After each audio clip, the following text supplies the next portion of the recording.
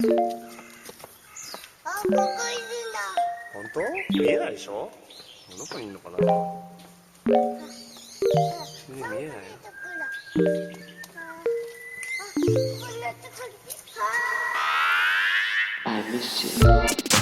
What's good, Internet? It is Monday, October 24th. Is that true? No. Not at all. What? Not at all. Why did you know what it is? I figured out what it is. It's because Rob is back. In my mind, was like, that's it. It's the beginning of a week. Rob's Acme back from his trip. I changed all the text in my write-up. In the thing I'm looking at, it's like, it's Monday, October 24th, which is not true at all because it's actually Friday, October 25th when you're hearing this. Yeah. It is Waypoint Radio episode 274. I need you to know I went in and I changed it. I changed what I'd already written, which was, to help me close off the week. I changed to help me kick off the week instead because I thought it was Monday. Wow. That's how bad it is. I also know it's Thursday when we're recording because we start at 11 because that's when we start on Thursdays. Yeah. Cado, Patrick, you're both here. Rob Zachney, like I said, back from Berlin, back from ParadoxCon. PDXCon, ParadoxCon, what do they say? They call it PDXCon, but it's super confusing because PDX means a specific thing in the United States and less so over in Europe. How you doing? Are you jet lagged? You got back, Monday sometime?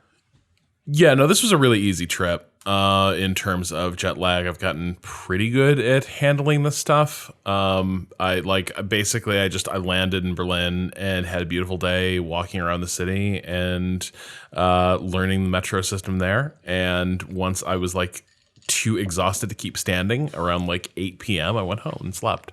Coming back was easy. And I managed to play a few games there. Oh, okay.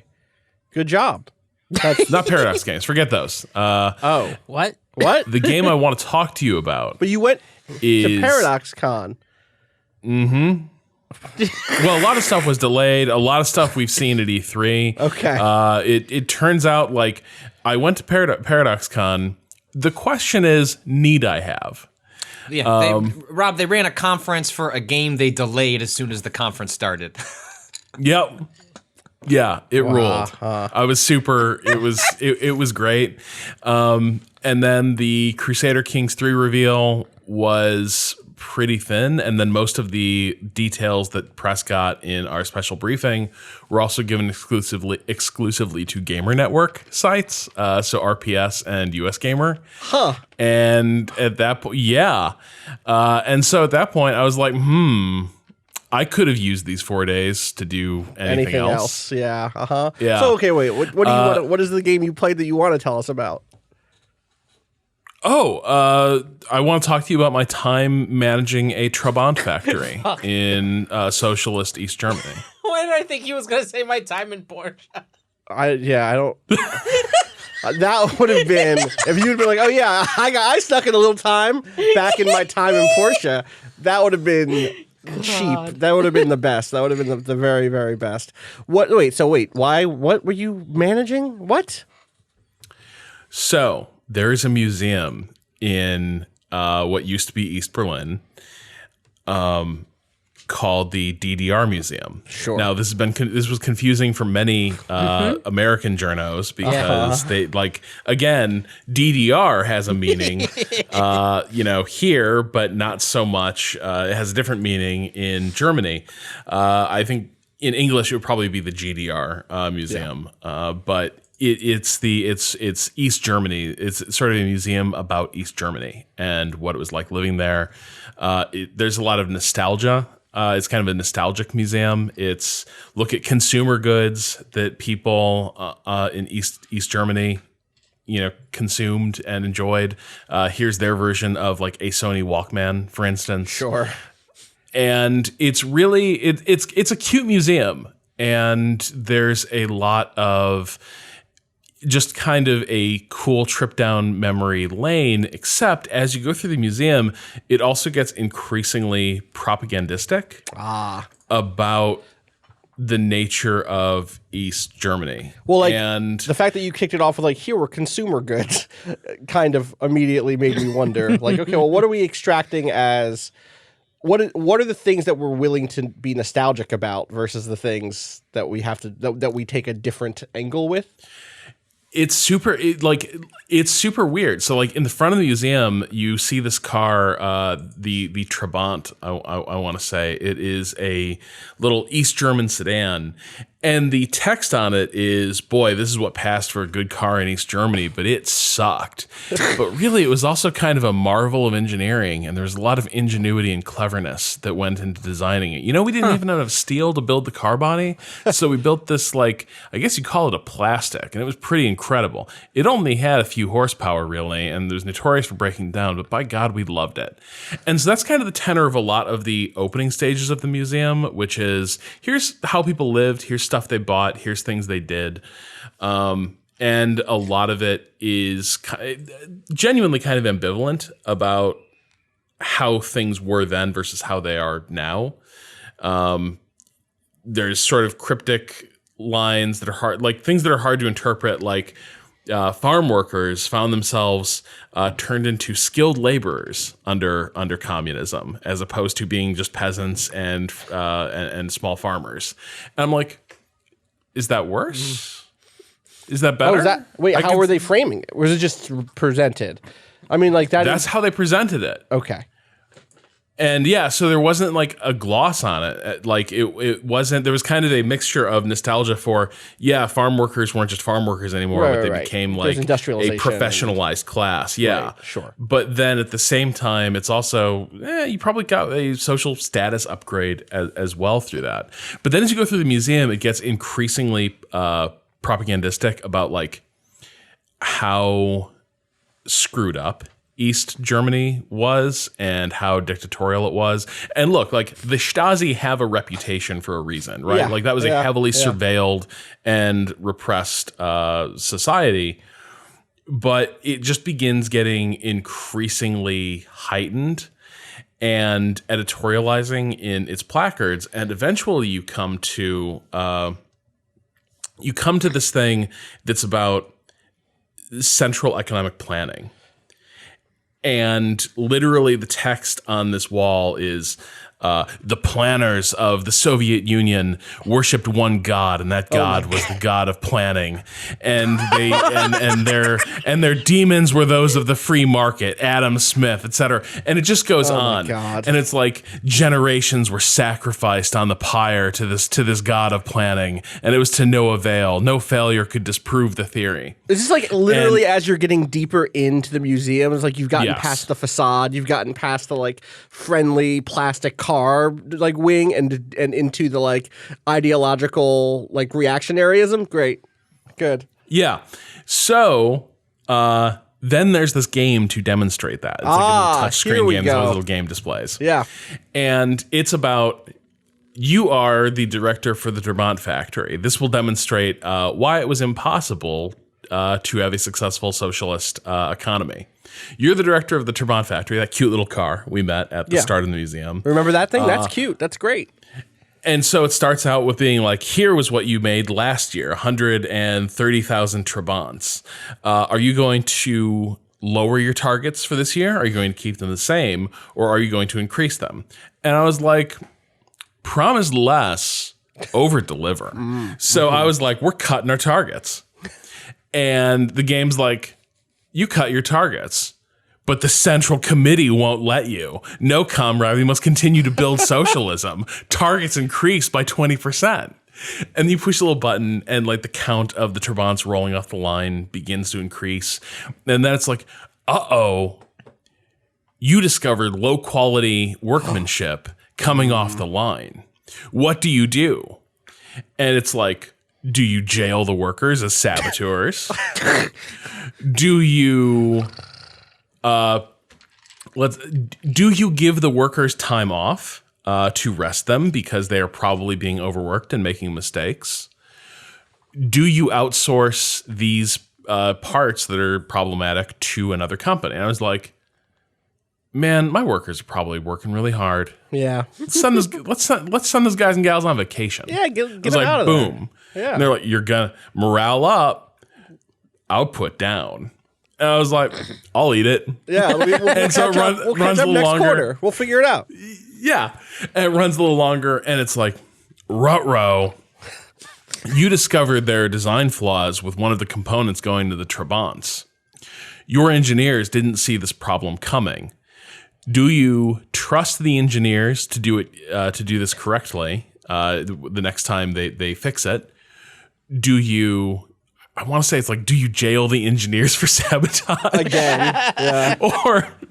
or do you strike a deal with another producer of a similar component and have them basically the outsourcing option again? Do you give them some of your overrun of Trabants in exchange for breaks for this year? And I was like, you know what? Let's do that. Let's just cut that deal. So we get back on the rails.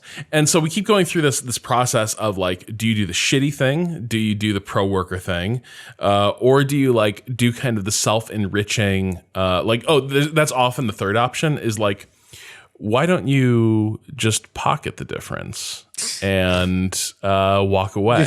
Why don't you let this company, this outsourcing agency, why don't you let them bribe you? Oh. And I'm like, not I. I'm a good comrade. You are a good comrade. So I keep waiting for I'm like looking at the target and I'm getting closer and I'm like, so the game's just going to like force me into a fail state here at the end. And then I go like shooting past the target. And I beat the target, and the game's like, congratulations, comrade. Your production of Trabants this year has exceeded our wildest expectations. Of course, you'll have to produce even more next year, but well done. And nothing like capitalism. Mm-hmm. Yeah, exactly. Less with more, not under capitalism. God. But it was very funny because like I think all you had to do was like the nice pro worker options in the game and you beat it. Right. You just didn't have to LARP as an asshole. Yeah. Right? Like you just had to commit. So it was talking about Disco Elysium? Or Outer Worlds. We'll get we'll wrap around somewhere here. That's very funny though. I'm glad you found time to play something you actually wanted to talk about at this gaming convention. I'll tell you one last thing about this museum. After that sequence, you go into what East German apartments were like once you were sort of issued your state housing as starting a family, and you got your state issued 2-bedroom. Mm-hmm.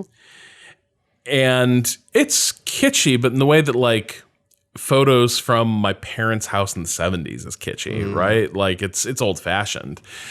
There's a weird detail where you go into these homes and they have a fake view out the window.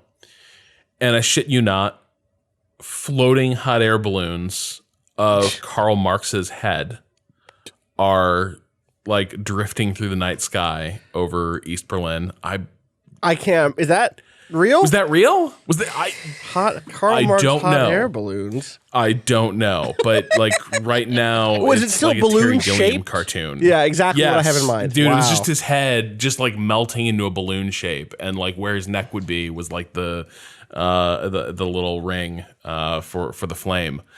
So I'm there with a bunch of other journalists, and we're looking around this place. And like I said, it's kitschy, it's old fashioned, but it's a 2-bedroom in a city. Yeah. And so it's very funny how I think that some of the messaging of this museum has shifted, where I am sure when this museum was sort of drafted, like things were humming along, and it was very easy to be like point and laugh and be like, man, things were fucked.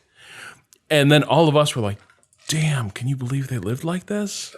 Look at this living room. Look at it. It's so spacious, you can spin around. You would definitely put speakers in here.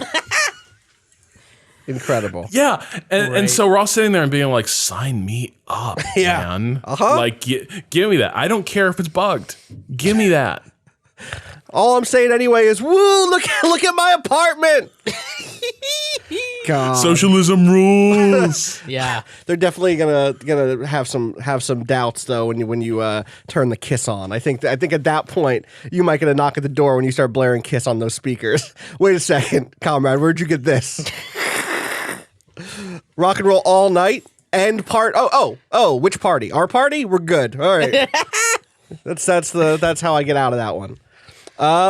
We should talk about the the inverted world of what you're describing, the capitalistic dystopia presented by the Outer Worlds. More or less dystopia. Well, I mean, this is kind of like one of the big questions that we had, I think, coming into this.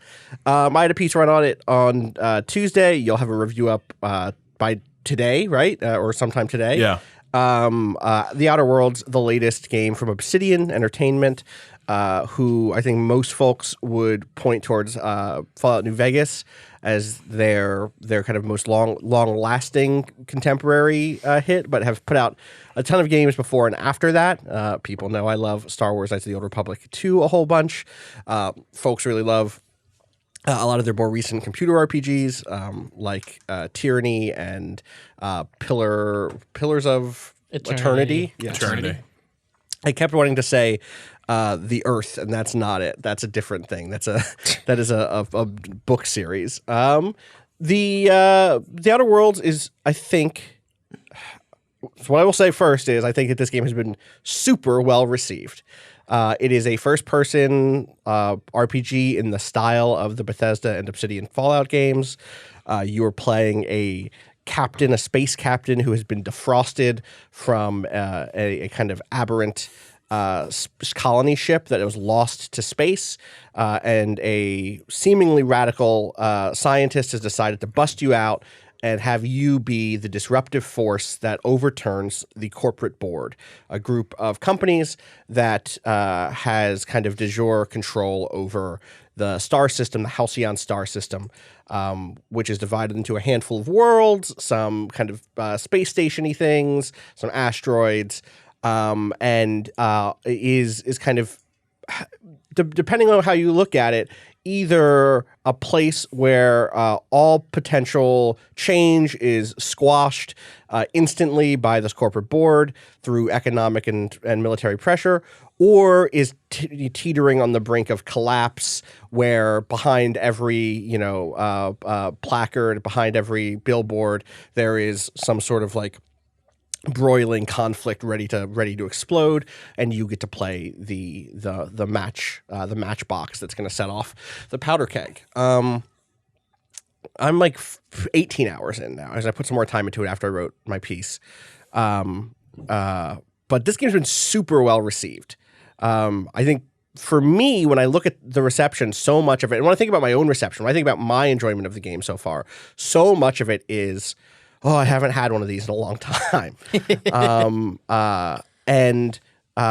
people want to go read my piece, it's up on the site now. But that's the basic gist of it for me, is like, nothing in this game feels particularly revolutionary in either category at this point, either in terms of gameplay design or revolutionary in its politics. But it does feel warm. It does feel like familiar. It is a mode of play where I kind of like, all right, let me clear all this stuff off the map. And each of those things is not going to be just kill 7 wolves. It's going to be a quest with dialogue, with kill voice these acting. 3 wolves or kill those 4 wolves. Right. Who could say? I have 2 wolves are inside of me. A capitalist and whichever wolf you kill. Yeah, exactly. Whichever wolf you kill, the quest lines will complete and you'll move forward. And sometimes you kill a wolf for someone you don't even like that much, because it is a quest after all. And this doesn't seem like one of the quests that would change the outcome of the entire game. So fuck it, let me kill those wolves. Rob, I'm curious what you're thinking, because you're a little bit further in than me. I guess to set the stage, I am, like I said, 18 hours in. I've finished the first big planet. I finished a space station-y place. When I say finished, I mean I did all the quests I could find there. And then I'm on the planet Monarch, which they showed off in the previous preview builds, or for preview cycle, and have done a bunch of stuff there, but not everything. But at this point, it's like I'm at the point of the game where they've introduced the kind of competing religious ideology. We're getting to points where I'm finishing off side character, my companions' side quests, they're not their loyalty quests, but the things that feel like Mass Effect style loyalty quests. Or I guess Fallout New Vegas also had similar things, and Fallout 4 had similar things. It's I'm wrapping those sort of companion quests up, or at least a couple of them. I just wrapped up the one for the Vicar Maxes, which actually is interesting. We should talk about that.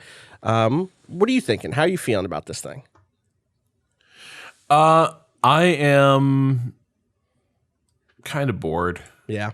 Like, I think this is not my warm blanket. Yeah, this totally. was never my warm blanket, so I'm not coming to it with that sort of affection like built in. I find a lot of this game grating. Like, there are things that really, really work, and there are things that just piss me off. And what's frustrating to me, and this is kind of, God, I don't want to just start narrating my review, but the opening of this game for me was like the best and worst of this game, and then it just repeated. Like, the things I hated in the opening hours, I hated, 20 hours later. The things I really liked, I also really liked 20 hours later. But the thing that frustrated me was that so much of this game seems like bits or jokes that are holding up entire sections of the game. And bits wear thin. When an entire setting, when an entire zone is basically a bit, a conceit, eventually it needs to start feeling real to me. I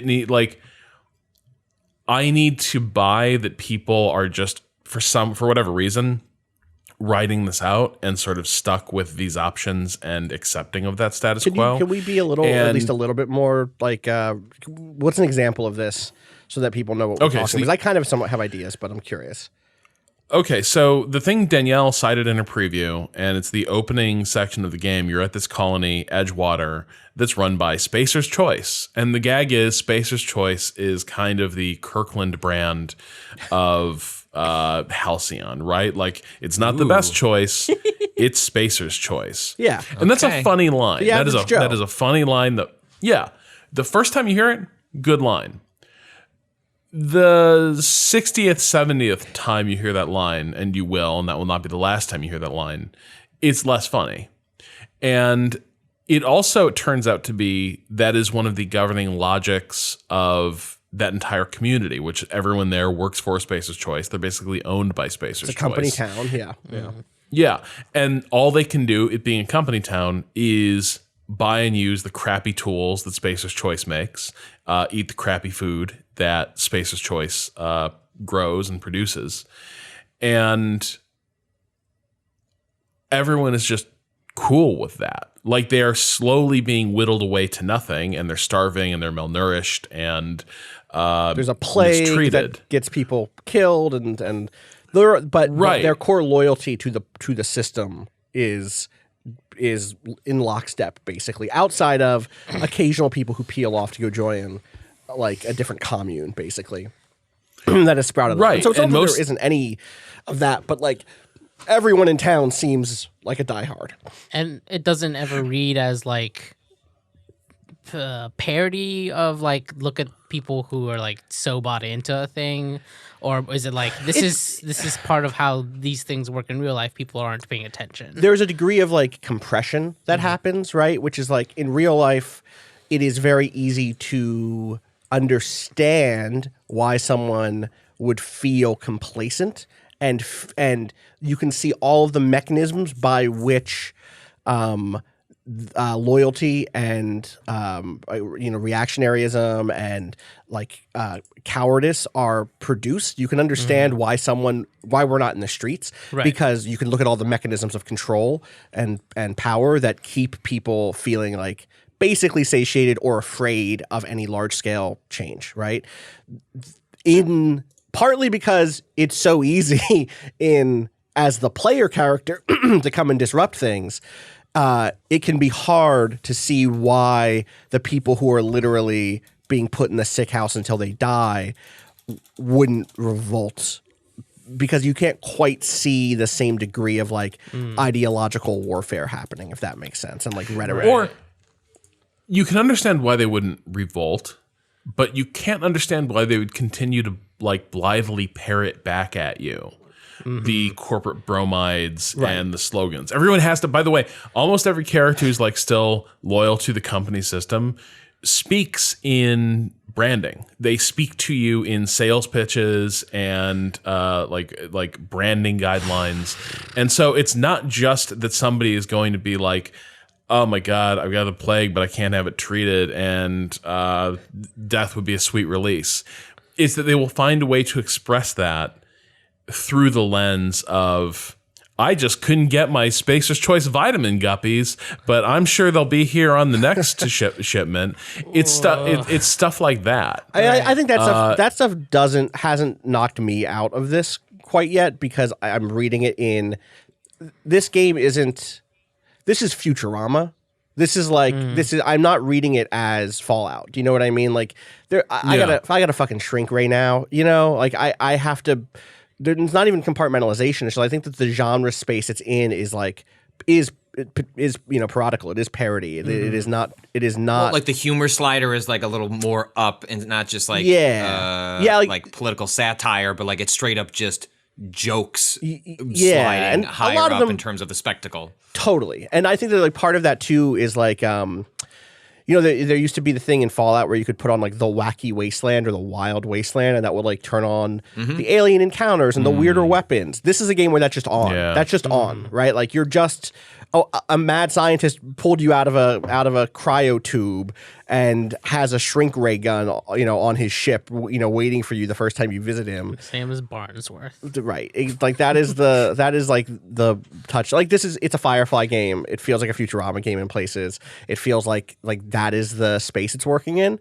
And I think given that, I think I'm with you in terms of like, I don't understand why this game needs me, the player character, to be the match. And in fact, maybe it doesn't. Like as you get further in, you do start to meet the people who are, resistance, to the status quo. And part of the thing that does work for me here is the idea that like, actually, we're going to introduce this idea that everything is like completely controlled by the corporate board, but instantly everywhere you go, here are the places that are not controlled by the corporate board, where their hold is a lot of flourish and a lot of like threat. They certainly have more power than anyone else. Like there is a blockade of an entire planet with like gunships, and those gunships are a kind of lingering axe waiting to drop.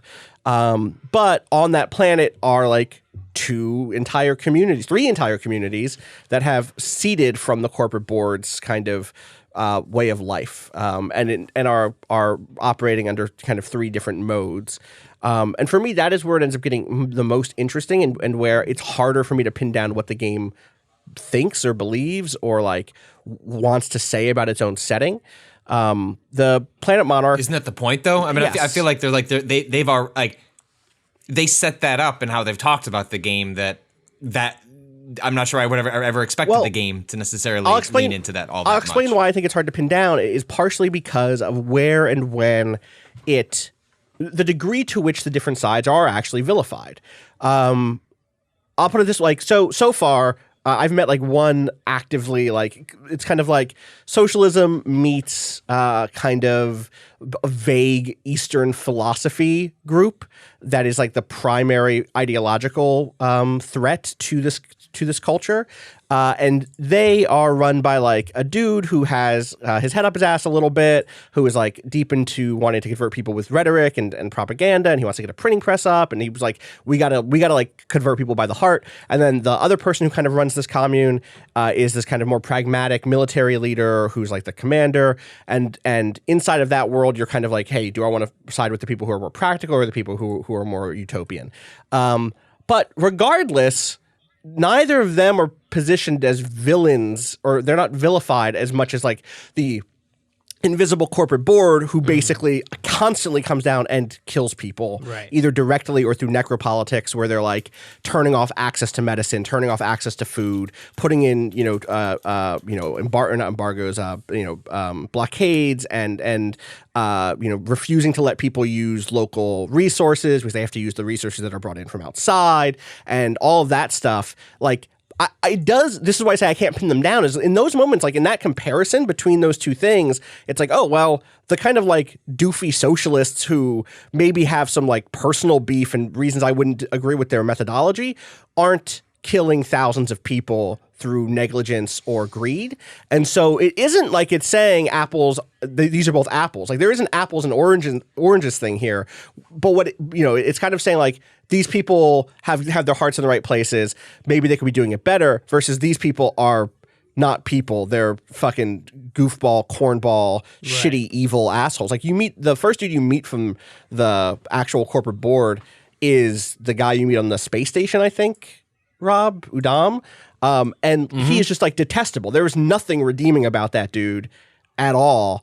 And like he isn't like a cartoon villain necessarily, but they don't do any work of like making him interesting to where you might want to side with him unless you're doing the like bad guy run of the game where you're going to immediately betray your people and blah, blah, blah. So it isn't just hands in the air.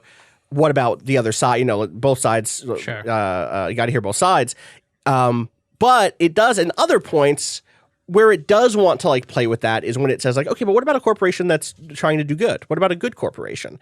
What about a corporation that is, what about the biggest one that you get again and again in the game is like, yeah, but if you change all this, won't regular people get hurt? What if everyone gets hurt if you try to change anything? And the thing that ends up being the most frustrating for me as a player is that the options available across these things don't always line up or don't always produce the same range of options in the tenor I can take towards that stuff. So like when I'm talking to when I'm in the place that is like clearly super villainous, like open and shut, super science, corporation has decided to do experiments that are definitely going to bring down a local community. My options can be like, yo, fuck this, burn it all down. Like, I hate this from the jump. Like, even before I make decisions about what to do, the character's voice I can choose. I could also choose the one that is like, yeah, well, the worker should have tried harder and blah, blah, blah, blah, blah, or whatever, right? You can be a strike breaker in this game. You can like go steal the union stash, like strike fund, so that they have to end their strike. Like, I want to be clear, you can play that character here. But what is even more difficult for me as a player who's trying to like embody a character is that sometimes when I get into a dialogue with someone, I can be like, fuck all this. And other times, the most radical I can get is like, but why would the corporate board do a bad?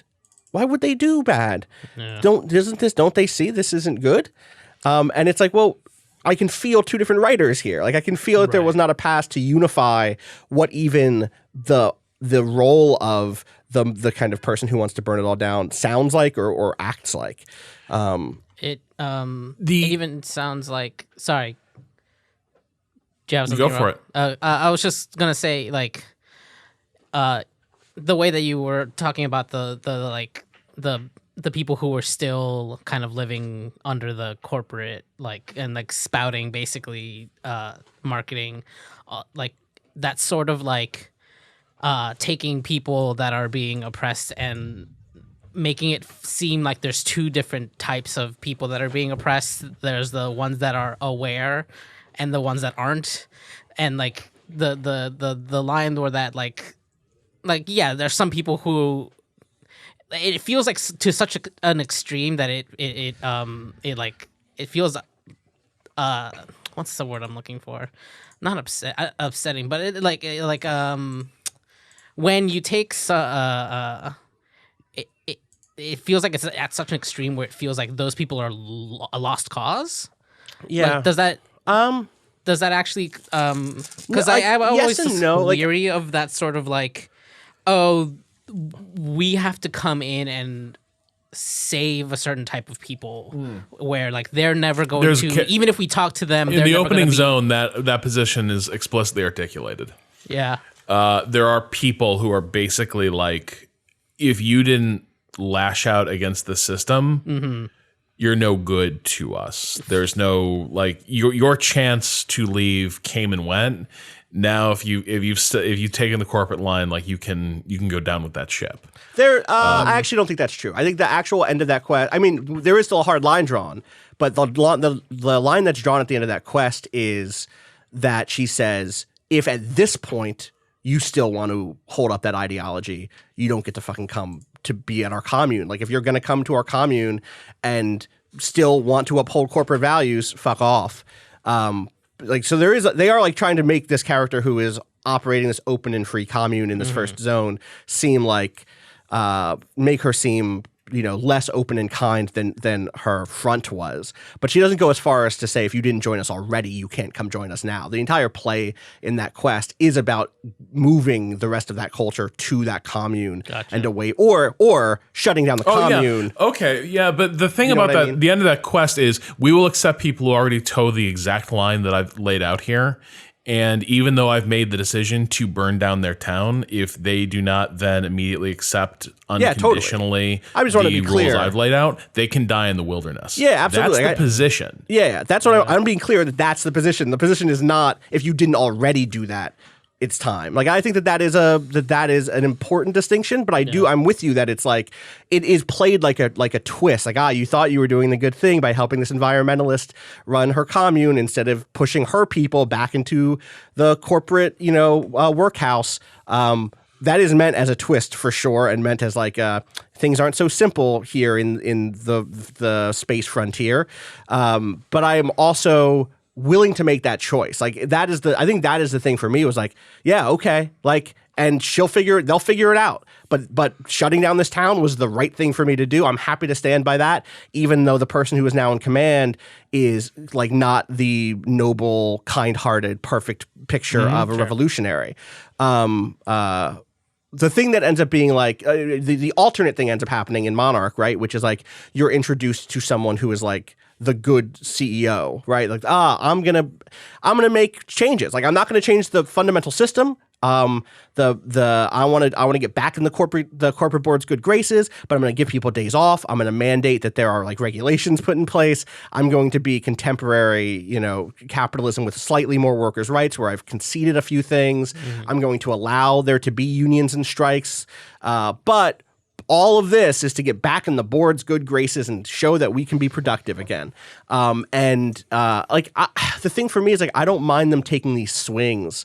But I'm also leery of saying that this game has some sort of revolutionary politics, which is a take that I've seen out there, without squaring without squaring that against the fact that like its goal is fundamentally to produce the effective choice for you and to reward whatever choice you make with content and with the feeling that like, look at how I am the mover in this world, which fundamentally is also like, we talked about this with Watch Dogs Legion when that was debuted. And one of the most interesting things for me about Watch Dogs Legion is the just delayed Watch Dogs Legion. Did they delay it? What? Yeah, we'll get into that later. Okay. Yeah, like literally while we were talking I'm not surprised by that. That game seems ambitious and weird, and I'd rather them take the time. But Watch Dogs Legion, a game with no protagonist, no central protagonist, as of when we saw it anyway. Maybe that changes between now and launch. But like that was one of the most interesting. Got to get a white guy in that cover. Exactly. One of the most compelling things for me about that game was like, hey, if you want to change the world, you literally cannot do it alone,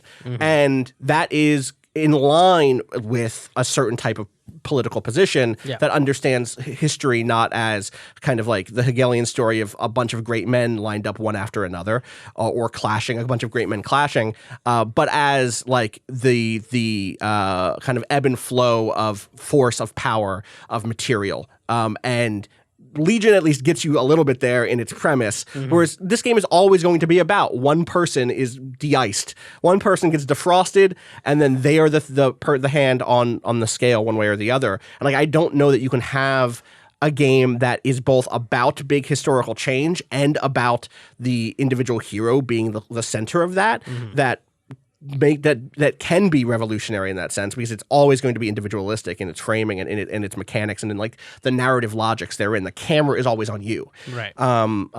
Which isn't to say you don't have a crew. It isn't to say there aren't NPCs already setting things in motion and all that. But like that is like the logic there. Or at least one with that framing, right? Of like open-ish world with many choices.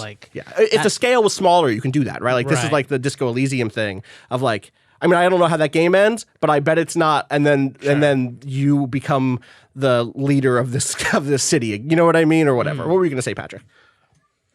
Well, I was going to say, like, isn't this also like a long, like, especially like post, like Bethesda taking over Fallout, in which games of this sort like to invoke politics insofar as it's useful in creating choices, but that they only are willing to tiptoe up to a certain edge because it's a useful facet of the game design, not necessarily like the game being used as an expression or like a tool to like walk through ideological choices. And so like politics is just like, well, we've got to create a quest. And so it's like politics, which are largely agreeable to large swaths of people, like corporations bad, generally speaking, is like easy to digest, but doesn't necessarily go down the route of like specificity that like I think Disco Elysium presents like an interesting contrast in which like it does go to specificity, it does go to detail, partially due to like the scope of its game, but like I don't necessarily think those things are like, it's not exclusive to a big game not being able to be more specific or about its ideology. It's choosing not to. And I do think this game like up front, like I mean, you can criticize it all it wants for like what it chooses not to do, but I also think like they have framed this game from the start as like a very particular style of game that is this is one of those in which like we've got politics, but like it's politics as opposed to like a Disco Elysium in which it's like there's politics and there's like ideology. It's like politics as feature and like politics as like ideology as like a belief, and like Disco Elysium falls way more on that spectrum than a game like Outer Worlds does, which also makes sense why one is more mass market appealing and one is ultimately going to be like perhaps a landmark RPG that finds a larger audience because of its critical acclaim, but ultimately like there is a box that you but maybe that is a lack of imagination too, that like, you cannot make a game like this that appeals to millions and millions of people because nobody's like truly tried. I don't know, but like I do think it's interesting to contrast those two, given what you do, the shooting. There's no, you don't really shoot. You don't shoot guns in Disco Elysium, and yet the overlap of like the narrative like thrust like is not that far off. It just comes from a different approach. Yeah, the thing that I will say is like I am totally okay with there being the game. Like I think that the inclusion of like here is the faux socialist commune that is torn between its like emphasis, putting its resources into the practical concerns of the people already there and its desire to grow and bring in new people and to invest in like in printing presses is like a perfectly fine cartoonish but interesting way to frame a question of like, well, what do you do when you are trying to build something radical in a world that is hostile to you? Also, like, do you end up working closely with the nearby criminal like settlement that is certainly opposed to the corporate, or certainly opposed in action to the corporate board, even though ideologically it kind of needs the corporate board to function. And in a world upset, those same smugglers would probably oppose you. Like that stuff is not nothing for me. But I'm also like, it is in a sense, it's like there's a buffet on offer, and if what you're looking for here is like a well a well made 7-course meal that is like, we're going to feed you an interesting ideological meal, that is not what this is. But it is a buffet in the sense like, I'll take a little bit of this. Oh, I'm happy that this is at the buffet. I've been at worse buffets that did not even have, fried chicken. Most buffets don't even. Sometimes a buffet is what you're looking for. I'm okay with a bunch of just, it's all pretty okay. And you can judge buffets to buffets. I think this is a better buffet than Fallout 4, which was kind of a shitty buffet because what was on offer. Which is part of, I think I like wrote when the reviews are coming out, and you two were a little cooler on it relative to like I think a general reception. And I am not specifically imbuing this onto anyone in particular. I was just like, I think I just generally said like, I wonder if there's sort of like a 1 to 2.5 point, like on like a 10-point scale increase on a game like this arbitrarily, just because I think for a lot of people who like this, who like have the warm blanket feeling of this type of game, largely don't consider Fallout 4 to have been one of those games. I know that game was very successful. I know there are people who do like it. Even Austin. Yeah, I like it more than most. But like I considered it to be like a complete misfire. Like didn't finish the game. Like just set it down after 40 hours of like desperation to find anything to latch onto that I couldn't do, and I put in 150 hours into Fallout 3, all the previous Bethesda ones. Like I was ready, and like somehow that game didn't land for me at all. And so I think for a lot of people, like this game is like like it's closer to that. And so like on some level, I'm like, I almost wonder just idly speculating, haven't played this game, was like, is it because it's more in line with what people wanted from that game, and it's been so long that you're just excited to have something like that back in your life? Would you Totally, frame absolutely. your own impressions piece Listen, around something like Fallout that? 4 Which is was- there's nothing wrong with that. People like Yes. things that are just like good enough that are a thing you like. There is nothing wrong with that. Not everything has to be like a brand new idea, or it can push it boundaries in smaller ways that are whatever. Like it is. Oh, I want to make it clear that like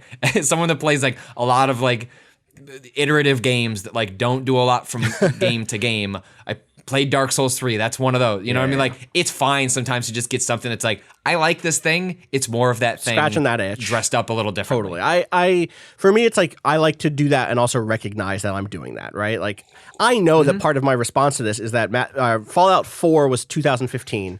Mass Effect Andromeda was 2017. Early 2017. I forgot. That's not even on. Yeah, like Totally. even that one was a Totally. So it's been a long ass Anthem time since didn't like scratch this literally itch. even a competent one. Yes, and the reason I bring up the BioWare stuff here is because I do think that to some degree, one, I think this is definitely a response to Fallout 4 in scale, in terms of like, it is scaled back. There is no base building in this game. I cut this from the piece I wrote earlier this Thank week. God. But like, there's no Radiant AI. It is not trying to be a life sim. There is no, people aren't going on, like named NPCs aren't going to bed. They are standing still. They are quest givers. The person who's in the fucking security booth on the Groundbreaker is going to be in the security booth forever. There is no bedroom for them to go back to. It's like Borderlands 1 in that way. Like characters are cardboard cutouts that stay where they are. They're not interacting with local wildlife. Grenades are not rolling down hills. There is not a systemic system. I mean, there was a system of like reputation, but I haven't seen that play into anything other than getting a discount at a shop somewhere. Rob, I don't know if you've seen that stuff hit yet, or I don't know if like opportunities open or close. I'm not in the end game yet. But that stuff is not like the Fallout 4 thing of like, if you get your reputation high enough, you can call on people to come rescue you or come and help you in a fight. You can call an airstrike. Like all that shit is just gone. In fact, because of the spaceship, one of the things I basically wrote is like, there is no adding a gun to Oblivion, which is what people said about what Fallout 3 was going to be, actually had all these knock-on effects. It turns out when you add a gun to something, it actually dramatically changes the experience, not just because you're shooting at things, but because you need systems to help support the fact that you're shooting at things. You need crafting systems about guns. You need to think about the way accuracy feels. You need to build spaces to have gunfights into or at, there isn't anything like that really in Outer Worlds. Like it is not, the spaceship didn't add as much to this design as the gun did to Fallout 3. But the one thing that it definitely does is it frees them up to go to different worlds instead of having one continuous setting where like the change has to be incremental. You can be like, well, now I'm on this like desolate fucking asteroid that has like a dope, blue black skybox, and all of the assets here just look different. I'm like playing an episode set on this asteroid now, so to speak, and now I'm on this planet where everything's a giant fucking mushroom, and now I'm on a planet that's like in a ring world, and now I'm in a space station. And that change is like pretty meaningful in terms of just like giving me a variety of places versus like the bland Fallout 4 world, which until you get to like one part of that map is basically the same all the way through. So I do think that, Patrick, you're right that it's like, it is one of those, it's in response to Fallout 4 and in terms of like scaling down from all of this like layer on layer on layer of systems. And like the BioWare games, I think more than even previous Elder Scrolls things, it's way more interested in companion characters. It's way more interested in, like, I know Fallout 4 had this stuff, but this stuff feels like tweaked with a little bit more or written in a way that I think will land better. It's 6 companion characters. Each of them has their fucking deal, and some of them are good despite. Are you cycling between them, two or are you and like go picking? out. I'm rolling with a couple. Yeah, you pick two Okay. and go out each time, like Mass Effect or something like that, right? And the stuff that I think is technically and like the in a crafts like way is really good is that like they interject in conversations I don't expect them to interject into. So like, I took one of my companions out drinking once, and I came with another companion, and at a key moment, one of my other companions like spoke to the companion out drinking. Normally, you do a loyalty mission in one of these games. You do like a companion mission. everybody else shuts the fuck up. They may as well not even be there. Maybe they go, well, that's a good idea. But in this one, it was like, oh, wow, like this is a person voicing a complaint about what's happening. This is a person saying they'll have our back. It's still fluff, but it's like, oh, wow, you understood that to help me conceptualize my crew, they should actually speak up. Right. Rob, I'm curious how you feel about your crew, given how you feel about everything else. Do you think that they stuck the landing on the crew members, or do you have like a favorite at this point? I like your engineer. I like Kaylee, but that's because I like Kaylee. Kaylee. The best character they have is lifted from Firefly. It is. Like her name's Parvati. I was about to say, it's actually long enough. Kaylee. It is like very much Firefly Kaylee though. Rob is 100% right. And yet you like her. Yeah, I mean, it's a buffet. I enjoy. Oh yeah, they have one of those. Oh damn, cocktail wieners. Hell yeah, totally. That is it for sure. I like her. They do some stuff with her story that I did not expect in terms of. I'll say this, like, I don't think it's fun to treat like sexuality as a twist or a reveal, but she is a queer woman and also an ace woman. Like, she is not particularly interested in having sex, and like that has been a point of difficulty for her in her life. But her plot so far has been about like getting a big crush on this kind of like ship captain / mayor of a settlement, and that stuff has been like really good, like actually surprisingly competently done in terms of feeling written from a particular perspective. This is, I think, one of the recurring frustrations I have with this game. You talked about this feeling of you can feel different designers or different writers working on a thing. Yeah. And to me, there's also just such stark quality gradients. Like, the problem is Futurama was funny. Yeah. A lot of the jokes in this are not that funny, or they cease to be funny by repetition. And there are characters who can swing for those fences and land in a place of like real pathos without necessarily detracting from the heightened nature of this world. And I think Parvati's a good example of that, right? Like, her crush is funny as it unfolds. Like, it's cute, it's empathetic, but also like when she's like, I need to look at these emails. Like, can you look at these? Because like I'm getting a weird vibe. I think I ruined it already. And you look at the emails, and they're hilariously poorly written, and it is very clear what is happening. Yeah, 100%. Yeah, that stuff is done really well. But also the gap between the companion characters quality and then random NPC side quest giver number 32 is so huge that the setting begins to break down a little bit for me, because like, here are the actors and here are the animatronics, and that distinction is a little too clear in a few too many places for me. I was also really disappointed in my robot companion. Yeah, Sam is not all. Sam's not funny. Yeah, there's a degree. I'm like, are they doing a commentary on HK 4111? What are HK's numbers in KOTOR? Anyone besides me ever? No, it's like, this is a boring robot. What they've made is a robot who says only robot things. There's no weird twist. There's no like sarcastically blah blah blah blah blah. Like, it's not. It's just a robot who talks about cleaning things all the time. I don't know if there's going to be a quest that changes that, but right now, that robot is break him from this paradigm. Totally. I mean, they have free him from these cleaning. They have the like homicidal robot AI in the game as your ship, but you can't bring your ship with you. You should be able to put the ship's AI in that robot. Damn. What happens to Sam? I don't know. Sam is not a person. Like, that's what I'm saying. Right. Like, they have not written a character named Sam. Yeah. Sam is like going into diagnostic cleaning mode 70, acid spray, brat, or whatever.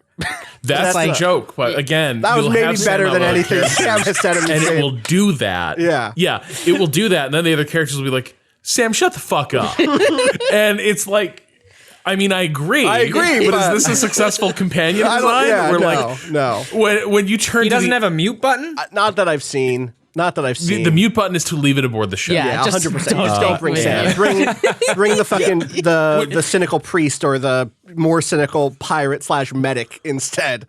Yeah.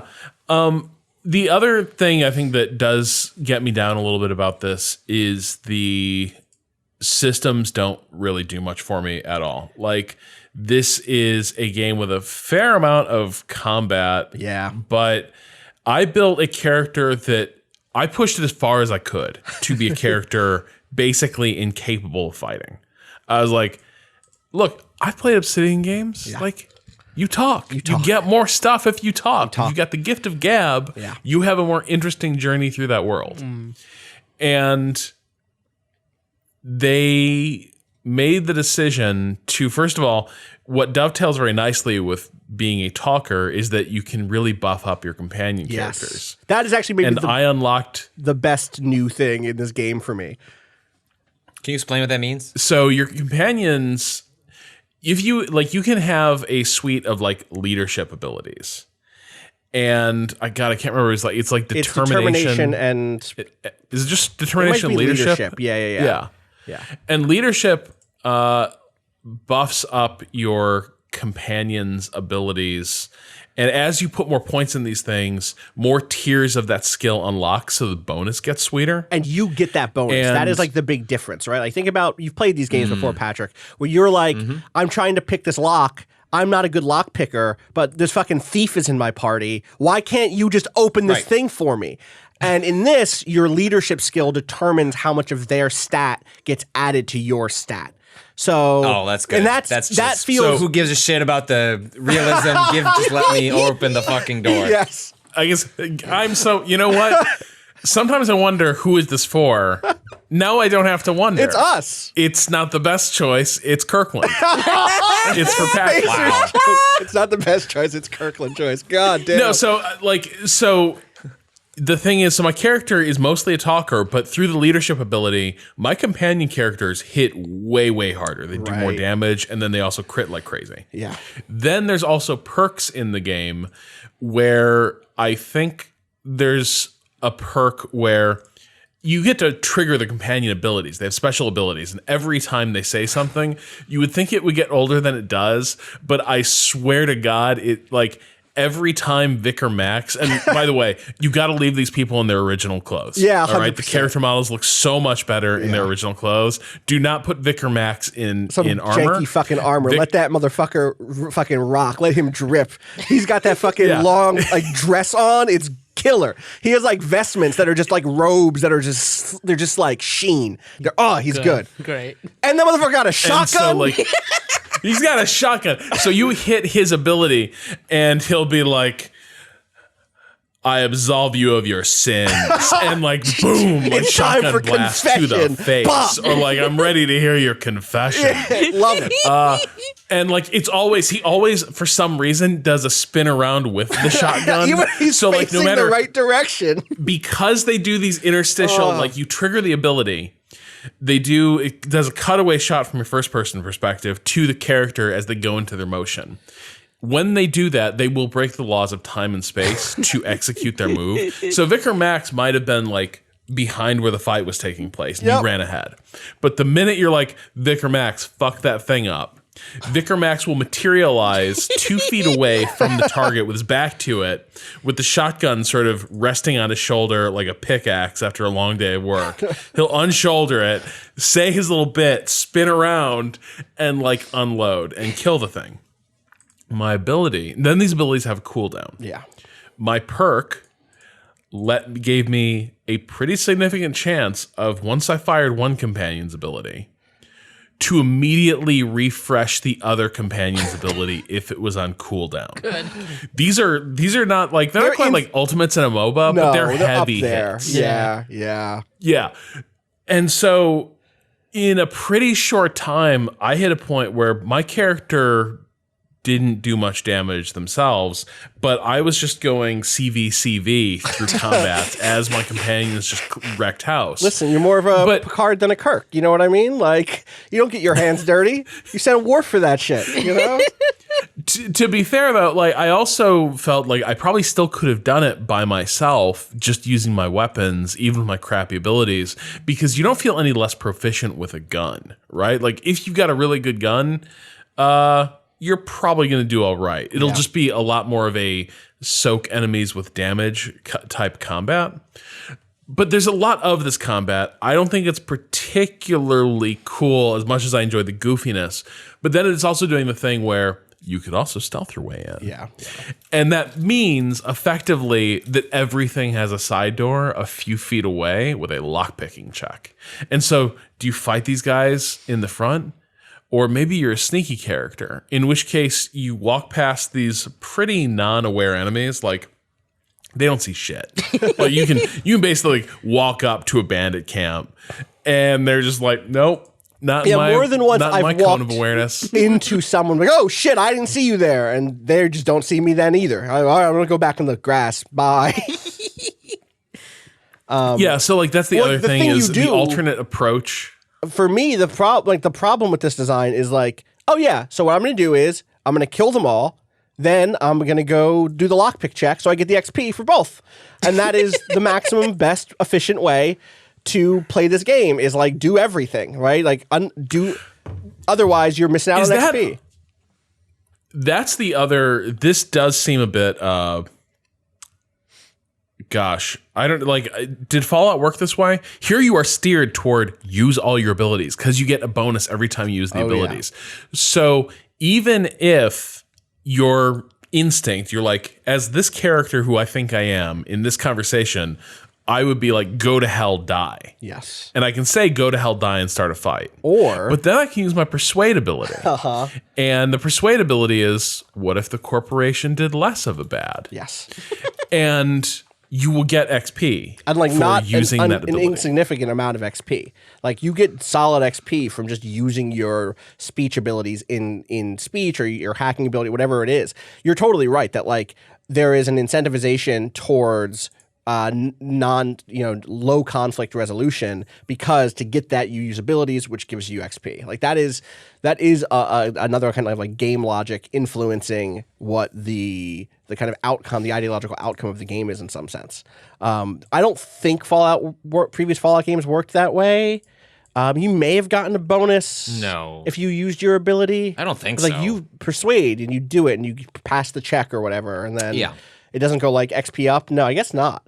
But I mean, I think that is so much of this game in a nutshell, which is like, to some degree, it reminds me of, there was a period of time where every game became Peggle, and it was like, you get XP for everything. We're putting RPGs in games now. You feel good. You leveled up. This isn't a game that would traditionally have levels, but it does now. Don't talk shit about Peggle. I love Peggle, but Peggle, every time you beat the game, every time you beat a level, it acts like you won the fucking lottery. Every time I beat a level in Peggle, it acts like I achieved something, and like I hit a button 4 times, and one of the times it feels great. And so that's the thing here is like, this is that design of like, you damn right I got 55 in Persuade. That's right, fucking high five me. I know the reward should have been that it opened a new dialogue option, but really the reward was that 1200 XP I just got. Put that in my back pocket. I'm going shopping later. So I was also just loaded up. I had the gift of gab, but also I was a little bit brainy. Yeah, of course. And so I was just stumbled into that by mistake. So that, I mean, exactly the thing. It's like I decided to make a talky character, but then it's like, well, I want to hack into stuff. And the way the system works for the first 50 points you put, all right, so you make your character, you make your like perception, strength, etc. That gives you starting stats in all your skills. Then each of those skills is in a subcategory, is like categorized. And for the first 50 points, you put points into the category, not the individual thing. So you don't put points into pistols, long arms, and heavy weapons. You put points into guns. And for the first 50 points, you get points in all 3 of those. So by the middle of the game, you're like, yeah, I'm basically a gun god if that's what I want. A gun? Basically a gun, if that's what you want. Turn Sam into a big gun. But no, right, Rob, the same thing happened to me where it's like, I guess I'm smart as shit because I wanted hacking, but now I'm also know all sorts of shit about science and engineering, which is not hacking. And medicine. And medicine. There was a point where I think I stumbled into a place where there were a lot of sick people, and I was like, oh, hell yeah, scrub me up. Like, because I was just here to get some XP. Yeah. Like, I didn't even know. It was just like, I just showed up. And this is how a lot of this game feels, by the way. Like, literally, there are some characters, major characters, where in their introductory, like, spiel, they'd be like, so what brings you here? You can just be like, yo, you got any quests? Straight up. Like, I'm trying to get literally money. be like, jobs. We're here and the corp is killing us, and like we're desperate and we're like clinging onto life by our slowly scraping away fingernails. And you can be like, cool.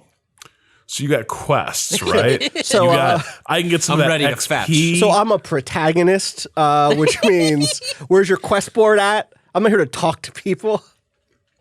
Like, there's places where they disguise it a little more effectively, where like you sort of talk your way in and around and up to what the quest is going to be. But there's places where you can just be like, so you want these marauders dealt with or what? How much XP you going to give? How much XP you going to give me for it, Chief? It's 100%. On some level, it just feels like maybe that's being more nakedly honest about what people want from these games anyway sometimes, right? Like, yeah, I guess you could dress it up better, but at the same time, like, what do a lot of people want is just like, I want a giant quest log and I want to go do those 100%. quests. And so like the idea that it's just like you could go to a character and be like, put it up, let's go. What do you need? Ding, ding, You ding, kill ding. some fucking pigs? What does it have? Does it have a signature sound effect like a Fallout where every time you get like a quest added, it gives you? Does it? When you level up, it does. There's like a sound for that. A chime. It's like a musical, almost a lyrical, like chord. Or something like that. That sounded way more. And you'll hear it a lot because you'll just be doing shit. Boom, you'll be boom, like, boom. it's like, holy shit, you found a vending machine. High That's five. right. You get XP for There's the thing. You get XP for finding vending machines, finding like workbenches, for finding. There's like Why? Because you found it, motherfucker. But what does it say? How is it presented? Fucking Here's 375 XP for vending machine. Vending machine found That's plus what it says? 375 XP. It's actually more than that. Rob is underselling. I've gotten thousands of XP for finding shit like this in the environment. Listen, they want to encourage you to explore. I don't know. You know what? I think what people should do if they want to fix the world they're in this world is open up a single one of those vending machines and take all the money out because it has infinite money in there. I could sell any vending machine anything as much as I want and it'll pay me out. So I think. And believe me, you're gonna have to sell shit to that vending machine. Is a nightmare because this game gives you so much shit. You know me. You know. Love to Hoover. I love to Hoover. I love encumbrance. I'm the encumbrance boy. It's me.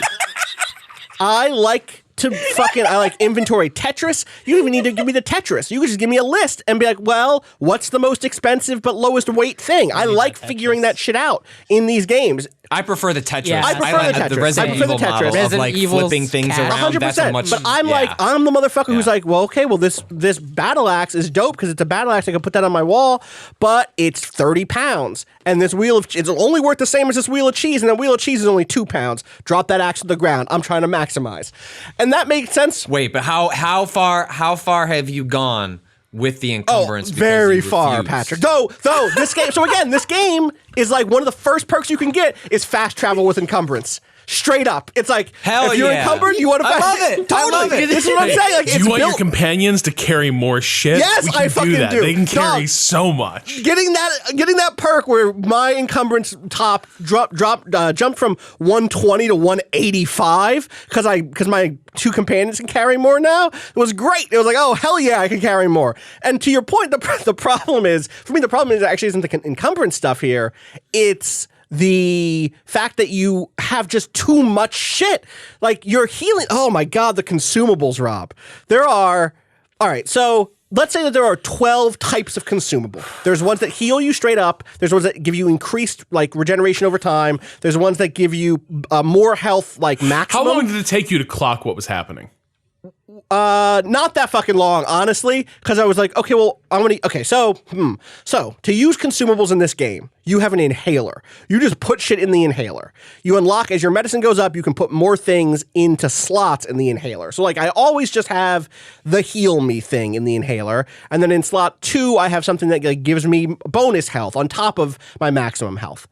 Eventually, I realized there are 15 different types of buff that you can have. Again, it's like the stuff I said around health. Maybe there's something that gives you more tactical time dilation, which is like the VATS equivalent in here. There's stuff that gives you like better mental stats, but worse physical stats, like that sort of stuff. But for each one of those things, there's one per brand, plus maybe some organic shit that gives you that bonus.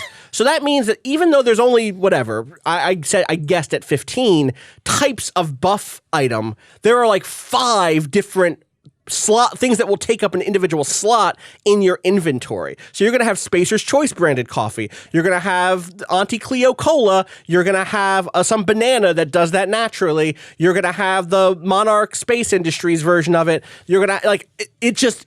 And they're all in your fucking inventory, and they don't stack in a way that lets you clean them up. And also, you never need to use any of them because on normal, you're never in trouble. The only time I ever use any of these, I cranked it up to hard. Yeah, still nothing. Have not encountered trouble because Max has got a shotgun. What do Max has got a fucking shotgun. That motherfucker's gonna spin around and drop you. Like, god damn. The thing that the only stuff I use in there is like if I'm 3 points away from a hack and I guess I gotta fucking inject this into me, get my mind right before I open up this computer terminal. And that is it. Otherwise, I go in there and just empty it out at the end of every planet. Like I have a fucking Santa sack filled with I went to a CVS with a Santa sack. I was like, put it all in here. Just drop it all in. You leave the register alone. Give me the Sudafed. And then I go to a vending machine at the end of my trip. And I like open up, motherfucker. Open it. Blah, drop everything inside, and it gives me a check. It's like if Redbox was a pawn shop. Exactly. That's exactly what it is. And like. Again, I like inventory management shit in games when they like not quote unquote when it's done well, which means a subcategory of when you can ignore it. I mean, I like it when it is the thing it is in other Fallout games and in other Elder Scrolls games.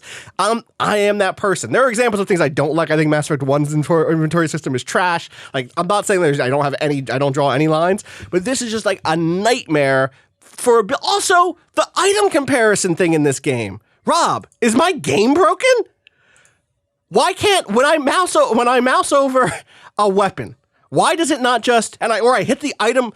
The way this works in this game is you select a thing to be your item comparison check. Like this is the thing that I want. This is the thing I'm checking everything else against. Yes, so you have to go in and be like, I want this pistol to be the sort of like the legend by which everything else is compared, and you have to set that and then go to every other option, every other weapon you have and compare it. Instead of it being a thing where you hit compare and then like bumper through different options to show the different things or whatever. Like you have to just go in and set what you're comparing against every time, and that is, it's like. It is not it for a game that has done so much in terms of streamlining and be like, well, we don't fucking need Radiant AI. We don't need you to be able to like farm in this game, which by the way is like I do think it makes sense to not have that stuff in this game because I think it would have been like just way out of scale and not in line with what the core fantasy is. But one of the core fantasies for me that shouldn't be here is this type of inventory management and this type of like comparison. Like I'm playing a cool space pirate / captain. Han Solo was not kicking down doors and picking up bananas from every shelf thing, right? Like I wasn't that isn't part of the fantasy of what this character is. And yet it's here because it is what people want from this game, from this series, right? Or from this style of game is including me going into a room and picking everything up. It's just that those games actually did get better over time at turning that into something I cared about. Like Fallout 4 is my least favorite of that series of games. But by the end, if I picked up a bunch of fucking broken light bulbs and alarm clocks and copper wire and all that shit. There was a button I could hit back at base where it was like, turn all that shit into crafting materials, kind of genericize that shit for me, and then I can use it to craft a new scope. And that makes sense in the world of Fallout where I'm a weird wasteland survivor trying to like pick through trash. But as Han Solo, I almost said space Han Solo, unlike regular Han Solo. As Han Solo, I'm not like trying to steal toy rocket ships, except I am because it's there and that's the game. Do you know what I mean? Yeah. It's also easier than ever to steal. There's no fencing. No one is ever like, wait a second, you stole that from upstairs. Now you're selling it back to me. This was the thing. It's like the reputation thing you would think would fire on the stealing stuff, but then the game's like, well, if people see you steal, but they can't see you steal. Or do you know what happens when they do? They run up to you and they go, hey, were you stealing? And you go, Persuade 35, motherfucker. You damn right I was. You can leave me alone. XP bonus. Oh. Also, that's another stealth skill you develop is like face camo. It's cool because like you go into a zone. Oh, I forgot your about this. companion characters immediately don the appropriate uniform of that zone, so that they're like, if you're disguised as cops, everyone will appear as cops. Yeah. But it's your companion characters, they're just wearing the cop uniforms. But you get a limited amount of time to be existing in this forbidden zone. But then once the timer runs out, you're sort of revealed, and someone's like, hey, what are you doing back here? If your persuasion skill is high, you can just be like, oh, yeah, I'm just here to check inventory. And people are like, sounds good. See you later.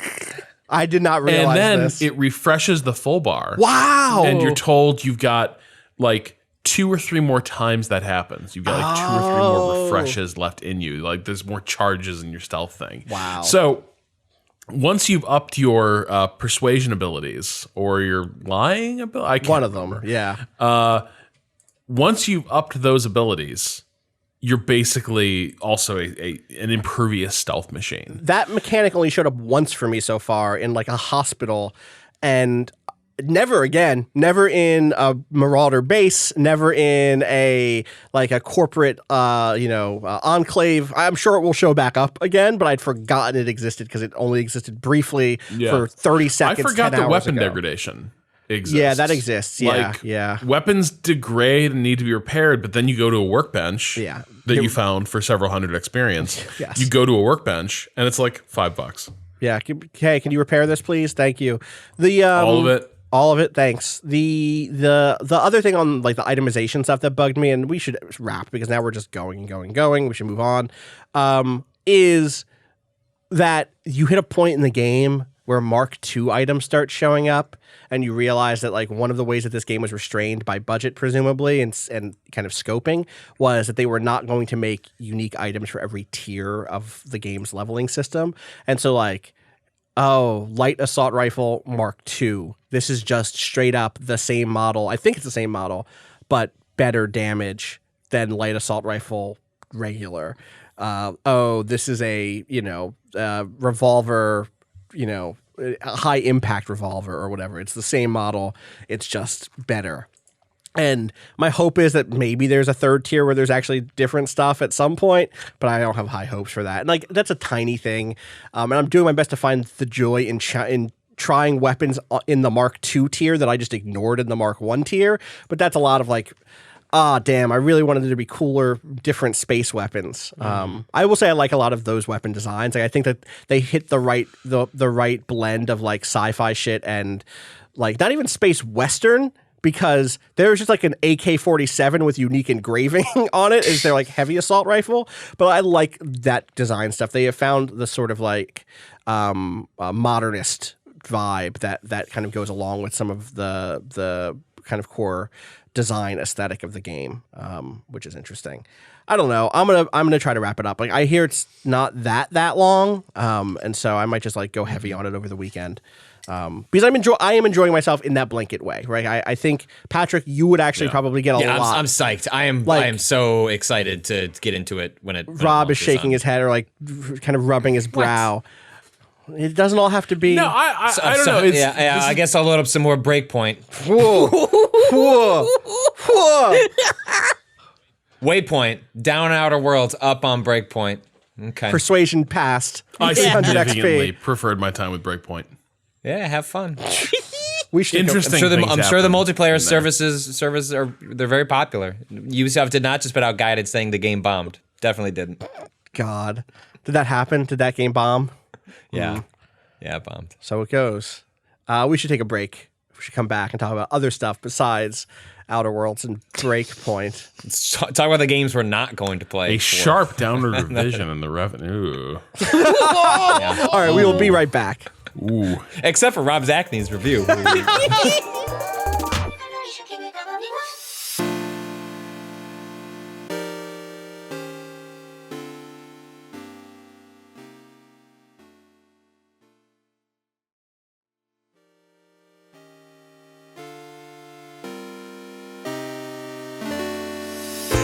All right, we're back. What else is going on right now? What else is popping? Delays. Pop. Oh, delays. Wait, yeah. Yeah. Catch me up on this new shit. Yeah, so there was a tweet going around yesterday from an analyst. It was basically like some surprising news coming about a Sony first party. Yeah. And then I got in touch with like one of my like best sources and was like, "What's up? Like, any idea?" They're like, no clue. Haven't heard anything. And I was specifically like, well, the thing that makes the most sense, even though it'd be weird, given that they literally just held an event and literally just announced a release date, would be Last of Us 2. And they're like, no. Like that's yeah. Like the way like release dates are working at Sony these days, like that's probably pretty locked down. And then immediately this morning, Jason Schreier with a report that it's getting delayed, and then a few minutes after that, Sony put out a blog from Neil Druckmann that said that it's being pushed to May. I think sometime in mid-May or something like that. I don't have the date off the top of my. Oh, actually, I have it right here. May. Oh, maybe not. Just next May 29th. So the May 29th. end, like literally, like right before E3, when everyone's gonna start talking about next gen stuff. It's just like a Naughty Dog delay, not surprising. A Naughty Dog delay that happened in a window where they probably already had eaten the delay. Like that game's not coming out. Naughty Dog delays their games all the time. It's by like 3 months. Like they have a long pattern of doing this. And it usually means it slips out of like the end of the year into early next, or February to an April. So like in practice, this isn't all that surprising. What's surprising is that they waited all the way to, what do they call it? Not Emergence Day, Outbreak Day was like the canonical day that like things happen in the game, was when they held their event where they let press play the game and then announce the release date for February. Then you would have think they already kind of built that in. But like what happened in the last month? I mean, their explanation is polish, which is in line with how they usually characterize their delays. But I would qualify that as like fairly surprising that it happened that late in the game. But given how big that game is supposed to be, from what I understand, not super surprised. It's supposed to be a very long game. And then then like right on the back of that, Ubisoft had their quarterly results or yearly results. I'm not sure which, but basically, Watch Dogs 3 delayed into the next fiscal year, which means anywhere between April of next year and next March. My guess is it's just next spring, like like Last of Us, which means it now joins Cyberpunk. Also a prime candidate. Still don't believe that game's coming out when they say it is. I can see Cyberpunk. What are they saying? They're saying March, is that, or April? Yeah. Jeez. I can't remember, but that game seems like a prime summer game if they wanted to move out of the way of things. Gods and Monsters, a game that like we've seen like barely anything of, but what Ubisoft has characterized as like their riff on Breath of the Wild to some degree. That's been pushed out of the fiscal year into the next. And they characterized the Division 2 and Breakpoint basically as like commercial failures. Wow. Damn. Which is interesting. Yeah. It not that it felt like those things were unstoppable, but the Ubisoft the question mark of like, are Ubisoft games going to hit the market is really hard, has been really hard to predict because there have been so many games that they put out where I've been like, this sucks. And then it's a huge hit. It's a huge hit with a long tail specifically. Yeah. And stuff, Which may still be the I- case with both those games. Yep. Like Ubisoft at this point deserves the benefit of the doubt that they will find ways to, if not turn it into Get the good word out. Yeah, well, what was the I forget, the Viking game that like was a For Honor. Like that game was a nightmare at Viking. launch, and it's whatever. They turned that game around. You know, Rainbow Six. Like I don't know what their plans are for either of these. I don't know like when they characterize it as like a disappointment. Like what does that mean? Yeah. Relative to like what does a disappointment mean to Ubisoft? Like I don't know. They also delayed Rainbow Six Quarantine and Roller Champions. So those are both That makes sense. out past March. They also said they have 2 unknown AAA games that have not been announced that will launch between April 1st and March 31st, April 1st, 2020 and March 31st, 2021. So like Assassin's Ubisoft Creed. they have a long history of like, yo, next gen, we're going to punch it in the mouth with something that is like, and I think this gen, I fully expect this generation specifically to have more complete like full games than we are used to having at launch. We started moving away from that with PS4 and Xbox One, but I think with the PS5 and whatever they call the Xbox is going to have more games that just feel like they've been more baked, more cooked than we're used to in the past. And it sounds like they're going to have at least one of those. The Breakpoint quote is super interesting. I don't know if did you see this? This like for Ghost Recon Breakpoint, well, this is a little long, but I'm going to read the whole thing. For Ghost Recon Breakpoint, while the game's quality appeared on track based on E3, Gamescom previews, and our internal playtests, critical reception and sales of the game's first weeks were very disappointing. As we've done with past titles, we will continue to support the game and listen to the community in order to deliver the necessary improvements. At this stage, we have identified 3 main reasons behind this underperformance. First, it's harder to generate interest for a sequel to a live multiplayer game when prior iterations benefited from years of optimization. Consequently, we need to make sure there is more time between each iteration of live games, which is like, people are still playing Wildlands. The Wildlands community is still popping. They were not ready to move on to Breakpoint. Second, That would seem even truer of Division. yeah, absolutely. Right? Yeah, definitely. Second, our strategy of introducing gameplay innovations in our games has had a very positive impact on our brands. However, to win over players, these innovations need to be perfectly implemented in order to offer an optimal experience. This has not yet sufficiently been the case with Ghost Recon Breakpoint. While the changes of the formula have been very well received by some players with an average daily playtime per player of over 3 hours, it also has been strongly rejected by a significant portion of the community. They're like, the people just aren't on our next level shit. We gotta dumb it down. That's what they're saying.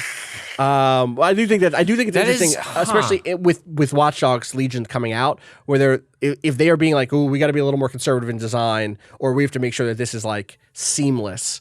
Something that is like so weird as Legion could get hammered. Finally, I wonder if that it's more like finding like a. Like when I joked about like find the white guy to put on the cover. It's like, how do you project the hero fantasy, even if what you end up doing in the game is like not that, but you need a way to like get people in the door. And I wonder if like they're gonna try and find some way, which is like some games that don't have a main character, like Mass Effect, right? Like they just pick they just put the dude on the front, right? Like I wonder if Watch Dogs at some point like picks a hero character as part of the marketing, even if in the game itself.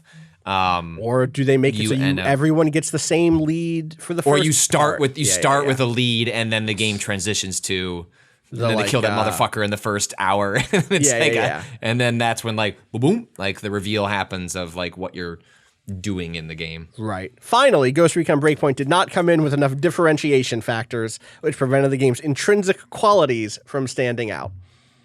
That's a sentence. That's probably true, right? Like if you looked at those games side by side, could you meaningfully have pulled them apart if you weren't like paying attention like we were?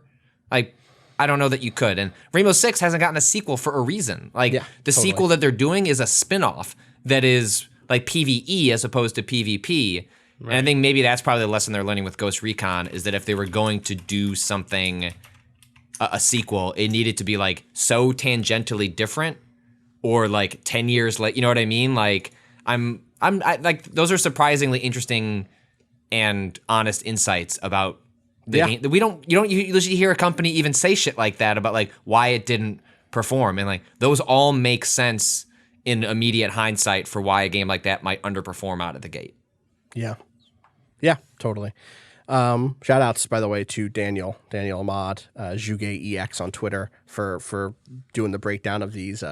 He was also the coverage analyst calls. that did the original tweet about that sent everyone to a tizzy about Last of Us. Yeah. Oh, wow. Wait, Watch Dogs Legion and Gods and Monsters, this is new, will be released between July 1st, 2020 and December 31st, 2020. So they're getting like booted. They're like next fall. I bet Watch Dogs takes of like that August, September slot. Like wants to be a game that slides in to be like people are looking for something before next gen. They'll get next gen patches that like, like bump up the quality. You'll be able to. Someone brought this up as we were talking about Last of Us and things like it was very trendy in the jump to PS3 and PS4 specifically to like Last of Us, Uncharted, like do re-releases in which you pay for these next gen upgrades, and that you're not gonna. I mean, I won't put it past anyone. They're like. I think you're not going to be able to charge twice for Last of Us 2. Like if you buy Last of Us on PS4 and play it, you're going to have to put out whatever those optimizations are as a free patch on PS5. Now that's different than, let's say, Bluepoint doing a Demon Souls remaster in which like considerable work is done to repackage this and like rethink what it is and how it's presented. If I keep saying that's what it is, then we'll get there. Go ahead. That equation also changes if the PS5 is as backwards compatible as people say it might be, right? Yeah, some guy on a podcast mentioned that and it got written up. So that's but even like one generation back, right? Like if you're releasing, 100%. right? Yes. Like if you're releasing that on such a cusp, many people might just buy it and play it on their new PS5, right? Like Yeah, definitely. Yeah, that's interesting. Other like 2020 game news, Rob, we hit it very briefly, but Crusader Kings III was announced at Paradox at PDXCon, which is a game I'm excited about. Like I know we kind of like slid right past that, but Crusader Kings 2, all-time great game that I fell off of because they kept adding expansions that I could not keep up with. But free to play right now? The base game? CK2 is free to play, I think, permanently. Nice. On Steam. Like it has like the free to play banner and shit. People should play Crusader Kings 2. It's very good. What did they show and talk about with Crusader Kings 3? So Crusader Kings 3 is in a really interesting place, and it's kind of relevant to what we were just talking about, because right out of the gate, some of the reception, I talked about it on Twitter, a lot of reaction to the announcement of Crusader Kings 3 was this, I have a game with years and years of expansions behind it. CK2 has so much stuff in it now. Mm. What is a 1.0 version of a sequel going to look like? What could it possibly give me that will not in some way detract value from what I already have? And I think that's going to be a tough selling point. You're going to have to do a lot of convincing to pull people off of CK2. A lot of their changes with CK3 are what I would kind of call quality of life. Some making it more approachable. Just as an example, here's a really small thing. Crusader Kings, every character is represented by a tiny little 2D portrait. With Crusader Kings 3, they're like, hell with it. Let's make 3D animated models of all these characters. And they will sort of emote on the screen, and they will have they will have distinctive appearances. Theoretically, it's a little more modular than the portrait gallery that CK2 was pulling from. Yeah.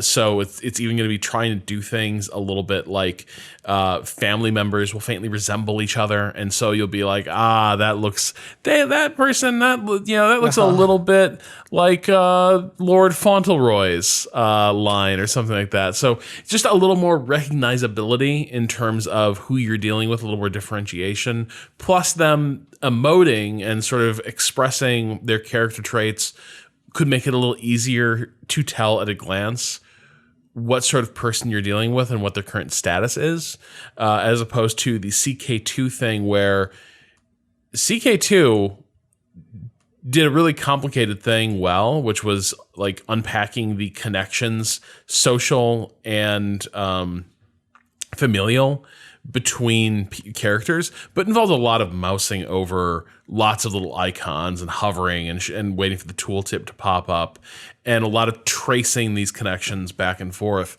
It looks like CK3 might make that a little less of a lift for you as you play it.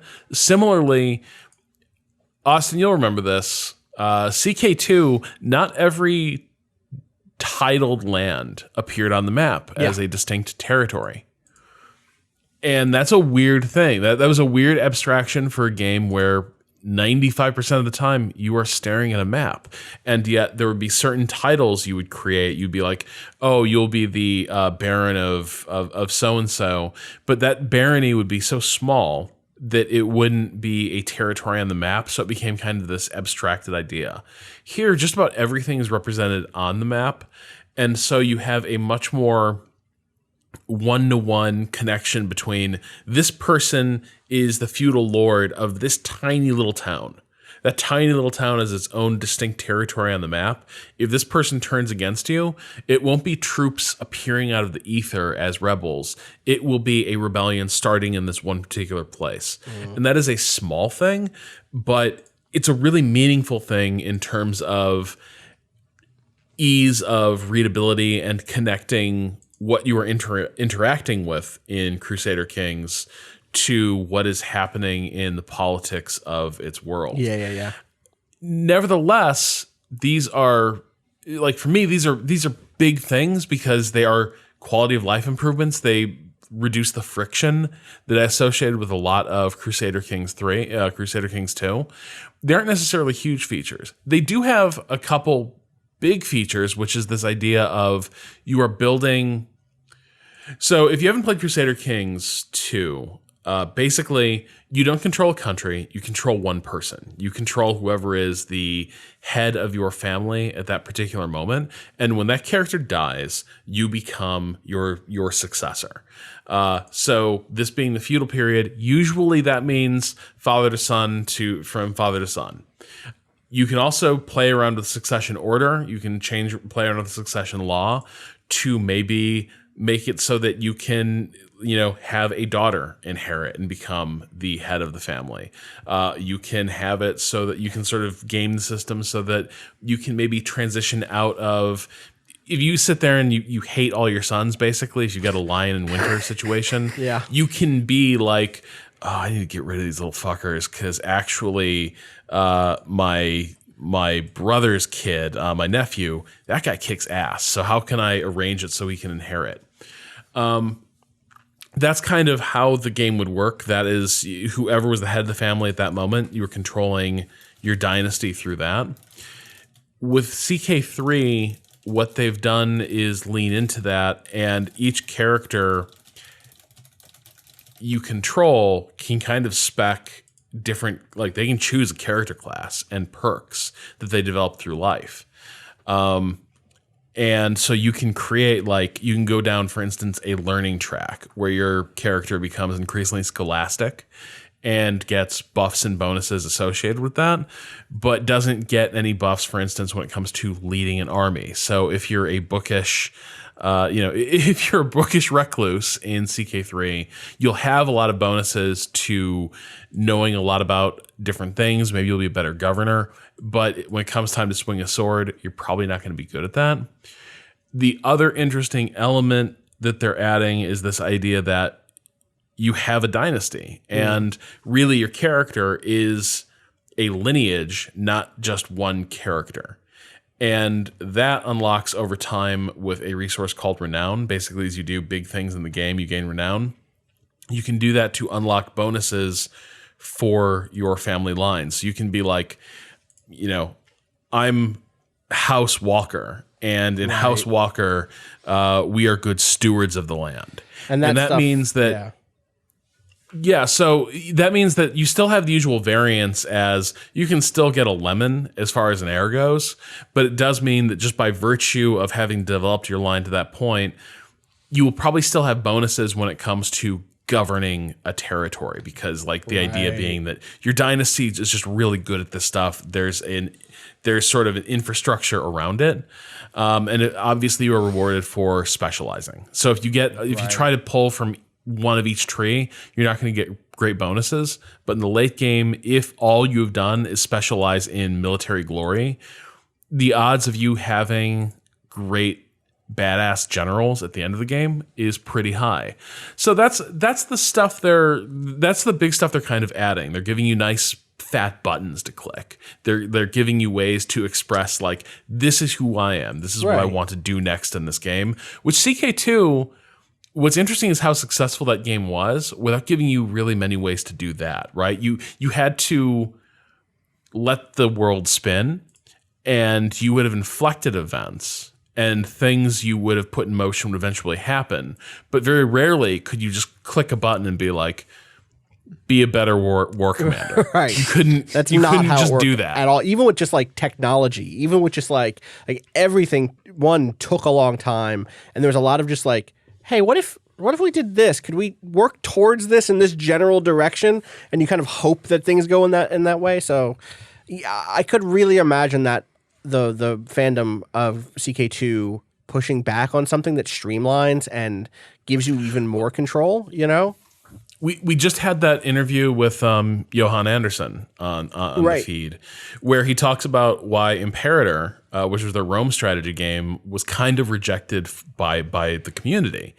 And Johan's kind of answer was that he put in those exact systems, those exact ways to streamline and create buttons that would have an effect in the world. And his diagnosis is he just didn't connect them well enough to the design. It wasn't the idea itself that was inherently bad, but the buttons you were pressing didn't feel like they made sense relative to their impact in the game world. I'm curious how this is received by CK players, right? Like there might be people who hate the idea that you can just say, my feudal lord is going to, hit the gym this week and become a brawnier feudal lord. They might not like that, but that's the direction they're going with CK3. Yeah, I'm really curious about it.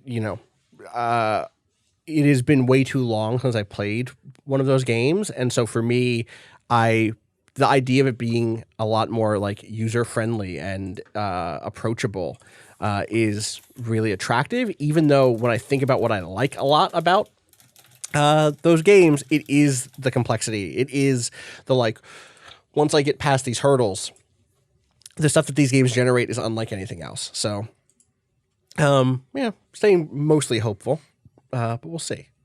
Anyone else want to touch on anything? Cado, are you still playing Final Fantasy? Yeah. How's that going for you? Cado's playing Final Fantasy XIV with me now, Rob. Not with me, but also. At the same time. Yes. Different areas. Yeah. Already off Destiny? No, I'm still playing that. What are you talking about? It's the MMO minute. Come on. I'm always going to be playing Destiny. You can just baseline assume I've played Destiny every single day. You'll of my just tag life, us when it's important, when something happens. Yeah. I mean, there's a portal. They're building a portal in Destiny. Building a portal in Destiny. Yeah. To where? We don't know. Don't build a portal if you don't know where it goes. There's a portal behind Ikora that's being built. It gets bigger. Who's every building week. it? Ikora. What's she building it to?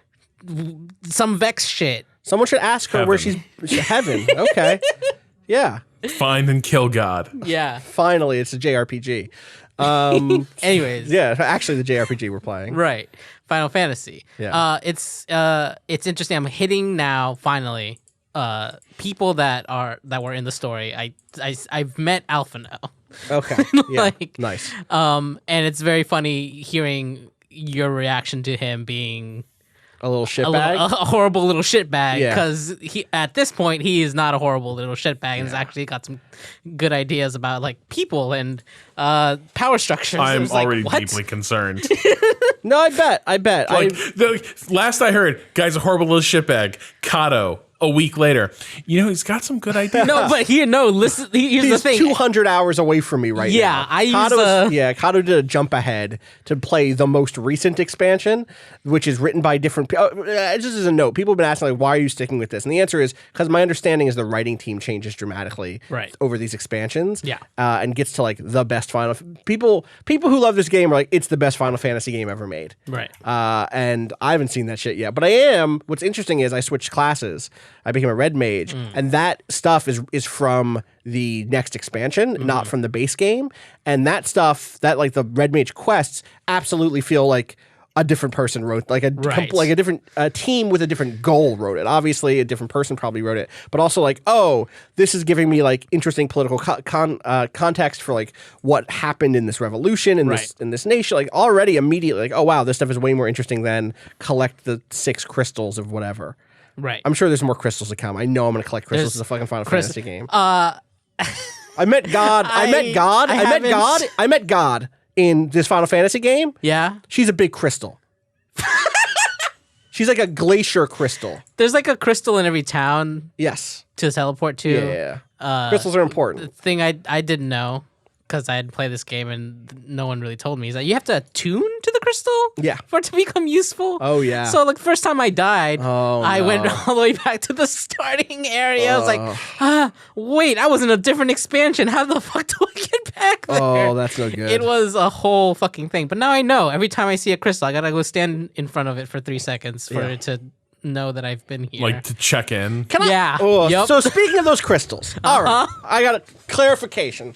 I got an update. So last week I complained that the Waking Sands, which is the headquarters of the Signs of the Seventh Dawn, not Seventh Sun, the Signs of the Seventh Dawn, is in the middle of fucking nowhere, and there's a long run to get to it. You have to teleport to a crystal and then run to it.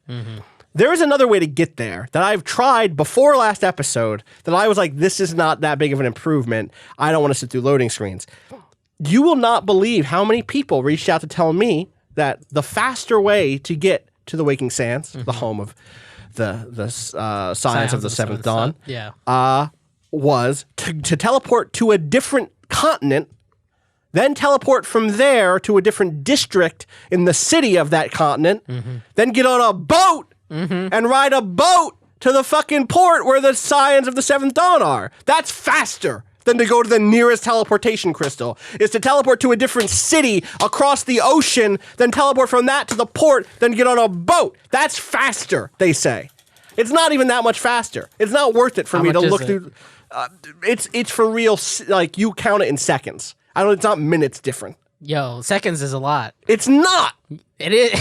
It's not going to get there and sit through a long cutscene anyway. The fucking 80% at 300 hours. Run, at 300 hours. Count. If I want to play this for 300 hours, shaving off 30 minutes is nothing.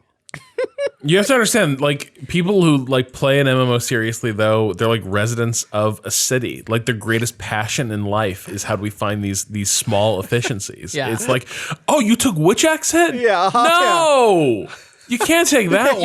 You can't go. Here's what you do. There. You gotta go over here to this other one. You gotta go to whatever the fuck. Google Maps isn't gonna tell you that. You gotta figure that out on your own. You gotta get Waze. What were you doing on the BQE? That's exactly how they are. That is exactly how these messages were. And like, y'all, I'm not getting on that boat. I'm not doing it. That boat is too far. I'm not going through 3 loading screens. I'm going to 1 loading screen. Even if the timer is seconds. I got a chocobo. It's fine. It's a pain in the ass, but it's a pain in the ass the other way too. Sure. That's all I'm saying.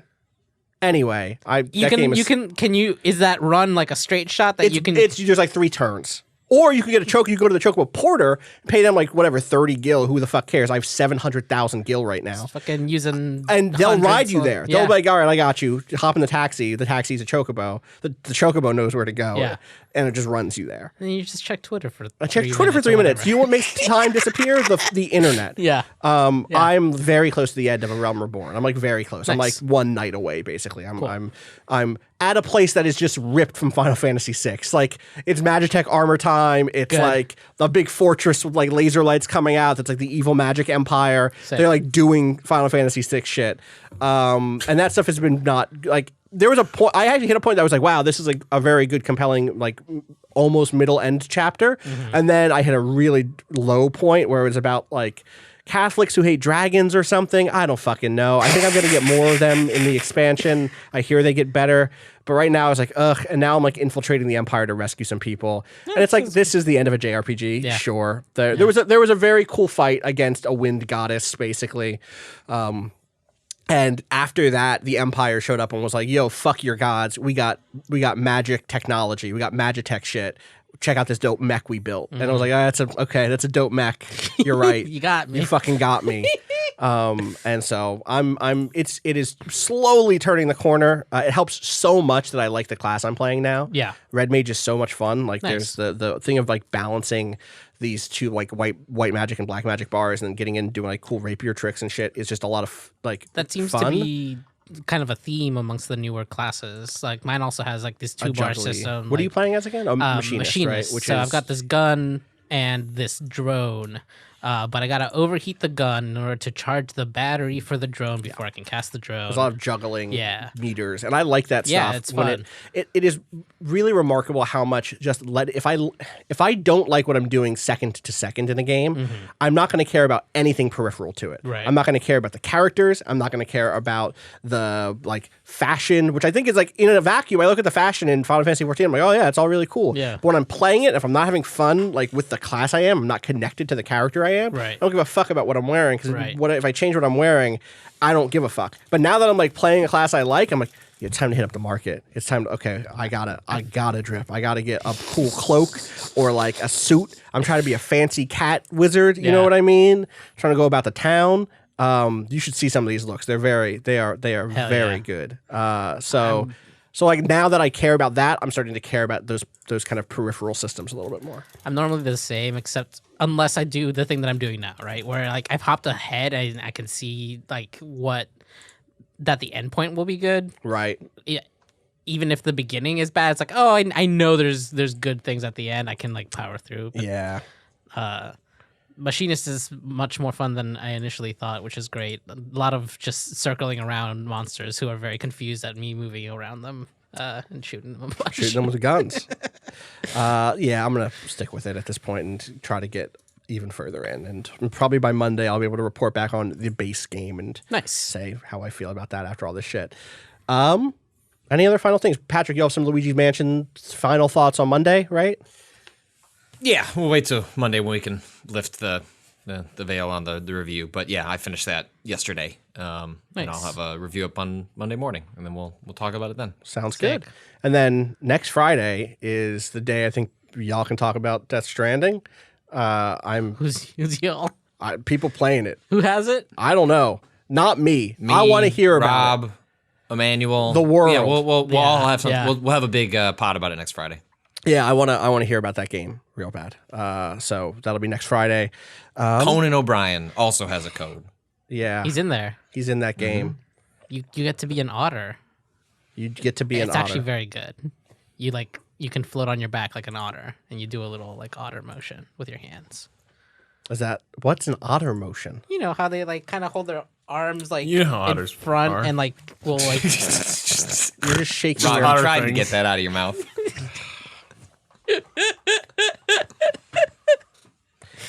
great. There's a Kojima uploaded a video this morning. Go, I'll look it up. you can find it, and you'll understand. You'll know what I mean by an otter motion.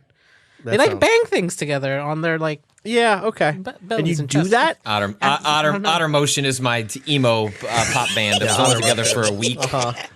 Yeah. We started with Fall Out Boy covers and just never quite got past that.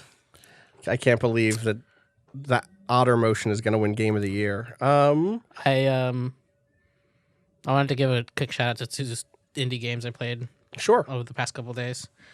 One of them is a Bewitching Revolution, which is a really short, like 1 hour, free on Steam, pay what you want on itch, where you play a communist witch, and it was very funny talking about Outer Worlds and like the kind of choices you have there, because this is a much more linear thing. It's basically it kind of feels like a didactic, you know. It's like here's these things that we can do, and like here's but it does a lot with very little. There's a bunch of characters living. Basically, you can kind of think of this area as like one like square city block, almost like very small though. And there's these like characters kind of going about their day. Cool. And you bit by bit, like are changing things like the environment itself by like adding plants or changing people's minds about things by doing a tarot reading. And these tarot readings basically just read like communist missives that like have like, here's why you working at this shitty like burger flipping place, and like the way that you know, your fucking the system is you know, the specifics. It's like everything you've ever heard about, like the cycle of like being a wage slave and all that, but like given through short like 4 sentence, like because it's like a sentence per like tarot card basically, and you do 4 for a reading. But then the characters change in their behaviors, and like these characters are super simple, like low poly, like there's no faces on them or anything, but like they start taking different routes, and like they start doing different things in a way that feels like this slow like change, and like it like really makes the progress not only visible in like now things are changed, but like it's like small and incremental in a way that feels natural, you know. And it's like a short game, it's only like an hour, but like it really like does this great kind of slow build up to like this community basically doing a full revolution and like overthrowing the shitty police state that is currently like covering their block, you know. Yeah, totally. It's really neat. What was it called again? I missed the name of it. A Bewitching Revolution. Free on Steam, pay what you want on itch.io. Nice. It has a really cool look too. Yeah, it's like low poly and it's really cool. And like one of the great early things that you like, one of the first like things that you're asked to do is to remove, you know, those like anti-bird like spikes on buildings and stuff. Yeah. You remove a bunch of those from all over this block, and then owls show up, and the owls will hoot at the presence of cops, letting you know where they are, so that you can then like go scare them off when they're trying to harass a homeless person. Shout out to the fucking owls.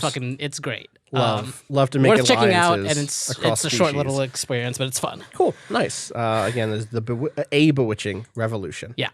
Any other quick shout outs before we wrap up? I don't think I have anything else. I had one more other one. Sure. I played this game called Sea Salt. I saw that on Steam this week. Some Yeah. people were talking about it. Yeah, it's interesting. Basically, the setup is that you're this apostle to a like dark sea god, essentially. As you were wont to do. Yeah. Oh, it actually says Dagon, so it is Yeah. literally the Yeah. Lovecraftian Dagon. Okay. And it starts up with Dagon asking some bishop in a city, like, "Hey, I want these sacrifices, and you're up. You're one of the sacrifices." Oh. And the bishop is like, no. And therefore Dagon's like, okay, well then we're gonna fuck your shit up. And you play as essentially the minions of Dagon. So what's interesting about it is basically you're playing a swarm of things, and you have only 2 buttons. I mean, apart from movement with like I'm playing on your controller. I'm playing on mouse and keyboard. but it doesn't even use the mouse. Oh. It's just WASD. WASD, yeah, WASD, yeah. and then there's an attack button and a gather button. And so So it's like Pikmin. kind of. Yeah, it's like you're this like little circle on the ground where the swarm tries to kind of congregate towards. Okay. You're moving through the streets of like, you start at a town, and you like head out, and you basically you move faster while you're not attacking, and then like as you attack things it's slower, so you want to kind of swarm things and then start attacking. Gotcha. And It's like a 2D like sprite based. yeah, like top down view. And you start to get, at first it's just like one type of like small chittering thing called the swarm that looks kind of like they kind of look like zerglings, honestly. Okay, sure. In the art, and it's all melee, so you have to swarm around the enemies that you want to attack, and then hit attack to go. And then they start adding more and more different like unit types, basically, that you start unlocking, and it gets really interesting because you're like these individual units are very weak, and so there's a lot of like, oh, there's an attack coming in. I have to let off on my attack, make sure to move my cursor away and gather people up. You know, a lot of like small movements and readjustments that feel finicky in a fun way, right? Where like you have to figure out the timing of it so that you're not losing too many creatures when you get hit by an attack. And it, I only played like 2 hours of it, but it starts to get pretty hard at the end too. And you've got like, you start to get ranged units. You start to get units that will like turn. There's one that's like a necromancer that brings back enemies you kill. It's just a lot of neat things. It's just like this control scheme, and like you're not like directly controlling these things. You're kind of giving them suggestions in a way. Like actually feels really interesting and good. Where like you could see it getting more like annoying that you don't have a more direct sense of control. But I think it's actually really well done, and it's been really fun. Sea Salt. Sea Salt. Also on Steam for some amount of money, right? That's like $15 or $13 or something. Yeah. Cool. All right. With that, I don't think we have time for a question bucket today, but Rob, you missed out on some good ones. Oh yeah. I think next week I'm gonna have to dip back in that question bucket I left a lot of things unanswered, and so we're gonna have to go back maybe on Monday. That's just life. That's just life. Got to go back. That's what they said. All right. You can find me on Twitter at Austin_Walker. You can follow everything we do. Twitter.com/Waypoint, waypointadvice.com, youtube.com/WaypointVice. I have a random number from New York calling me right now. I'm going to hang up on that person. Fuck off. Damn. Cado, where can people find you? At _Cado_appears on Twitter. Patrick. I want to add Patrick Hubbock wants to apologize to the person who sent us a tweet that said they like watched Mangler 2 with like what they described as a cute girl, and we ruined it. And you cannot put that on us. None of us had seen Mangler 2. None. What were they doing? Why would they? I don't know. They probably were just like. They probably were just like, I went to see, they were dunking on the Mangler series. Like, let's see what the second one is. Like, I get it. Like, I've been there, but you got to know who you're exposing it to. Like, I don't know if Mangler 2 is like deeply problematic or just a bad movie. Like, I have no idea. You don't even know what you're getting. I mean, I just like apologize in the larger sense as a member of the horror community for you decided probably to take a chance, and that is honestly what happens when you watch past the first one of any series. Man, Halloween 5 has Paul Rudd in one of his first roles in which he is like a Michael Myers lore expert. Like, it gets weird out there, and you just once you get past one, that sounds. I think it's like if you're up for it, that's probably an all right date. I would see Parasite this past weekend. Yeah, really want to see Parasite. It's worth seeing. And there was watch Marianne on Netflix. It's an excellent French witch horror series. If you're actually looking for something good, there was like a 15-year-old couple in front of us when I went to see this movie at Parasite, and I don't know that that's like a. I mean, I don't know. Maybe they were like extremely alt culture, like cool kids, but like. I suspect they did not have the time they thought they were going to have at that movie. They watched that movie and were like, "Oh, let's go home and get some 40s and watch Mangler 2." That was them. That was definitely them. I heard this guy online. Me and my wife in college. Yeah, like that's the thing. It's like those relationships exist. That's how we felt. That's literally how we fell in love. Shout outs to Mangler 2 for bringing people together. We would get an 18-pack of Miller Lite on a Saturday and just watch bad horror movies for the entire day. That's great. That's very funny. Rob, where can people find you? Do you have any movie recommendations? At Rob Zachney.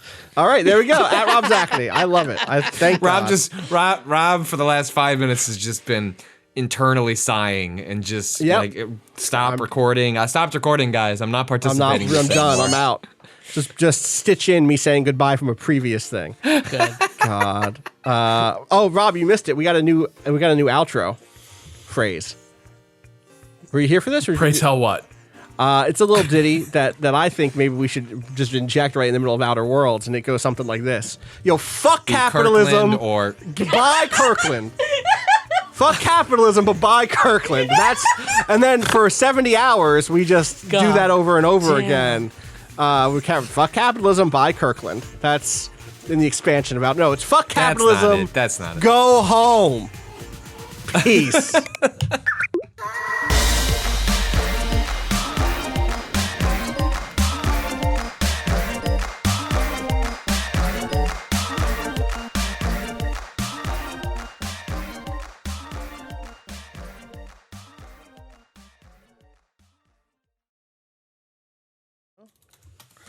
Rob, I feel like we come in on Berlin. Like I do like the rounds and I throw to you and I go, Yeah. back from Berlin, how was it? And then we do Berlin stories to kick it off.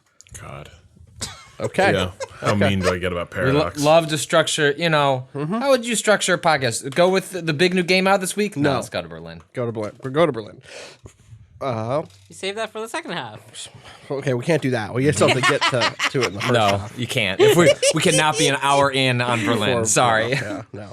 All right, let's top of the minute. Sure. Cado, I was a second early. Not a second, but That's fine. a bit. No worries. Okay. Fix it in post. What is this true? What? The late actor Michael Clark Duncan was assigned to protect the notorious B.I.G. on the night he was killed, but Michael switched assignments at the last minute. Biggie's death caused him to quit working as a bodyguard and pursue acting full time. What? It weighs on you. That is true. What a backstory! Incredible. Yeah. God damn. Incredible. Mm-hmm. He was a good actor. He was a fun guy to watch on screen. Sorry, I decided to nervously eat this pear. Why did I do this? So I 274. You got to be excited about it. You got 274. to eat that. Yeah. Eat that. So the last couple days, my downstairs neighbor has just started practicing metal guitar with heavy distortion pedal, of Sick. course, as you would. Thanks, Cado. Thanks for your support. Like right below my office, basically. Just God. like hours of practice. Look, man, but you bought something, and the world said, "Let's go." You're gonna have a pipe break pretty soon, too. So today, like, it was bad enough that yesterday I passive aggressively fought back by cranking the speakers, and I was like, what would piss off a metalhead? Yeah. And I alighted on Kiss. That's would smart. probably be a good one. But it did seem to work. The practicing stopped shortly thereafter. But today I figured we probably don't want to go further down that road. So I went downstairs and naturally, I already knew what unit it was, but in case I didn't, the goat's head on the door would have the goat skull on the door Yeah, of would course, have given it yeah. away. There you go. And the Halloween decorations with "Keep Out" written in fake blood on the window probably would have clued me in as well. And I must have stood out there for 20 minutes hammering on the door. Because I was like, this guy fucking ignoring me, and I'm getting super ready to just we're gonna that door's gonna open. It's gonna be go time. Door opens, and I'm like, hey, I'm your upstairs neighbor, and this sweet dude, and he's like, oh shit, was I too loud? I'm sorry, man. I can just turn it down. And so then we ended up talking for 30 minutes about video games and working from home and exchanging phone numbers and emails. Good. And being like, so when's a good time for me to practice? And I'm like, well, I'm kind of a morning person, so that's my quiet time. And then I do a podcast from 11 to 2. And he's like, awesome, man. I'll just, you know what? The afternoons though, is that cool? I'm like, yeah, it is. I'll just go get coffee. And I was like, and he was like, yeah, I'll check out Waypoint, man. That sounds great. Shout out to your roommate, by the way, or your new roommate. That's it. That's what it is now. What was he going to recommend to you? Oh yeah, no, he was he was getting super into the new Doom, which is now the old Doom, and there's gonna be a new Doom. Yeah. But yeah, he was he's like, yeah, I get. But then also it's like, he's like, I don't like it as much as I just went back and I played all my favorite games from like 98 to like 94. I was kind of going backwards through time, and like, man, I love those old games. And I was like, why don't you come and move in? Yeah. Great. I'm glad. Let's just hang. That's good. It's, you know what, you have your own place now, and now it's good to get to know your neighbors for real. You know, it's not transitory in the same way. It's not ephemeral in the same way. So, all right, I've digested this pear.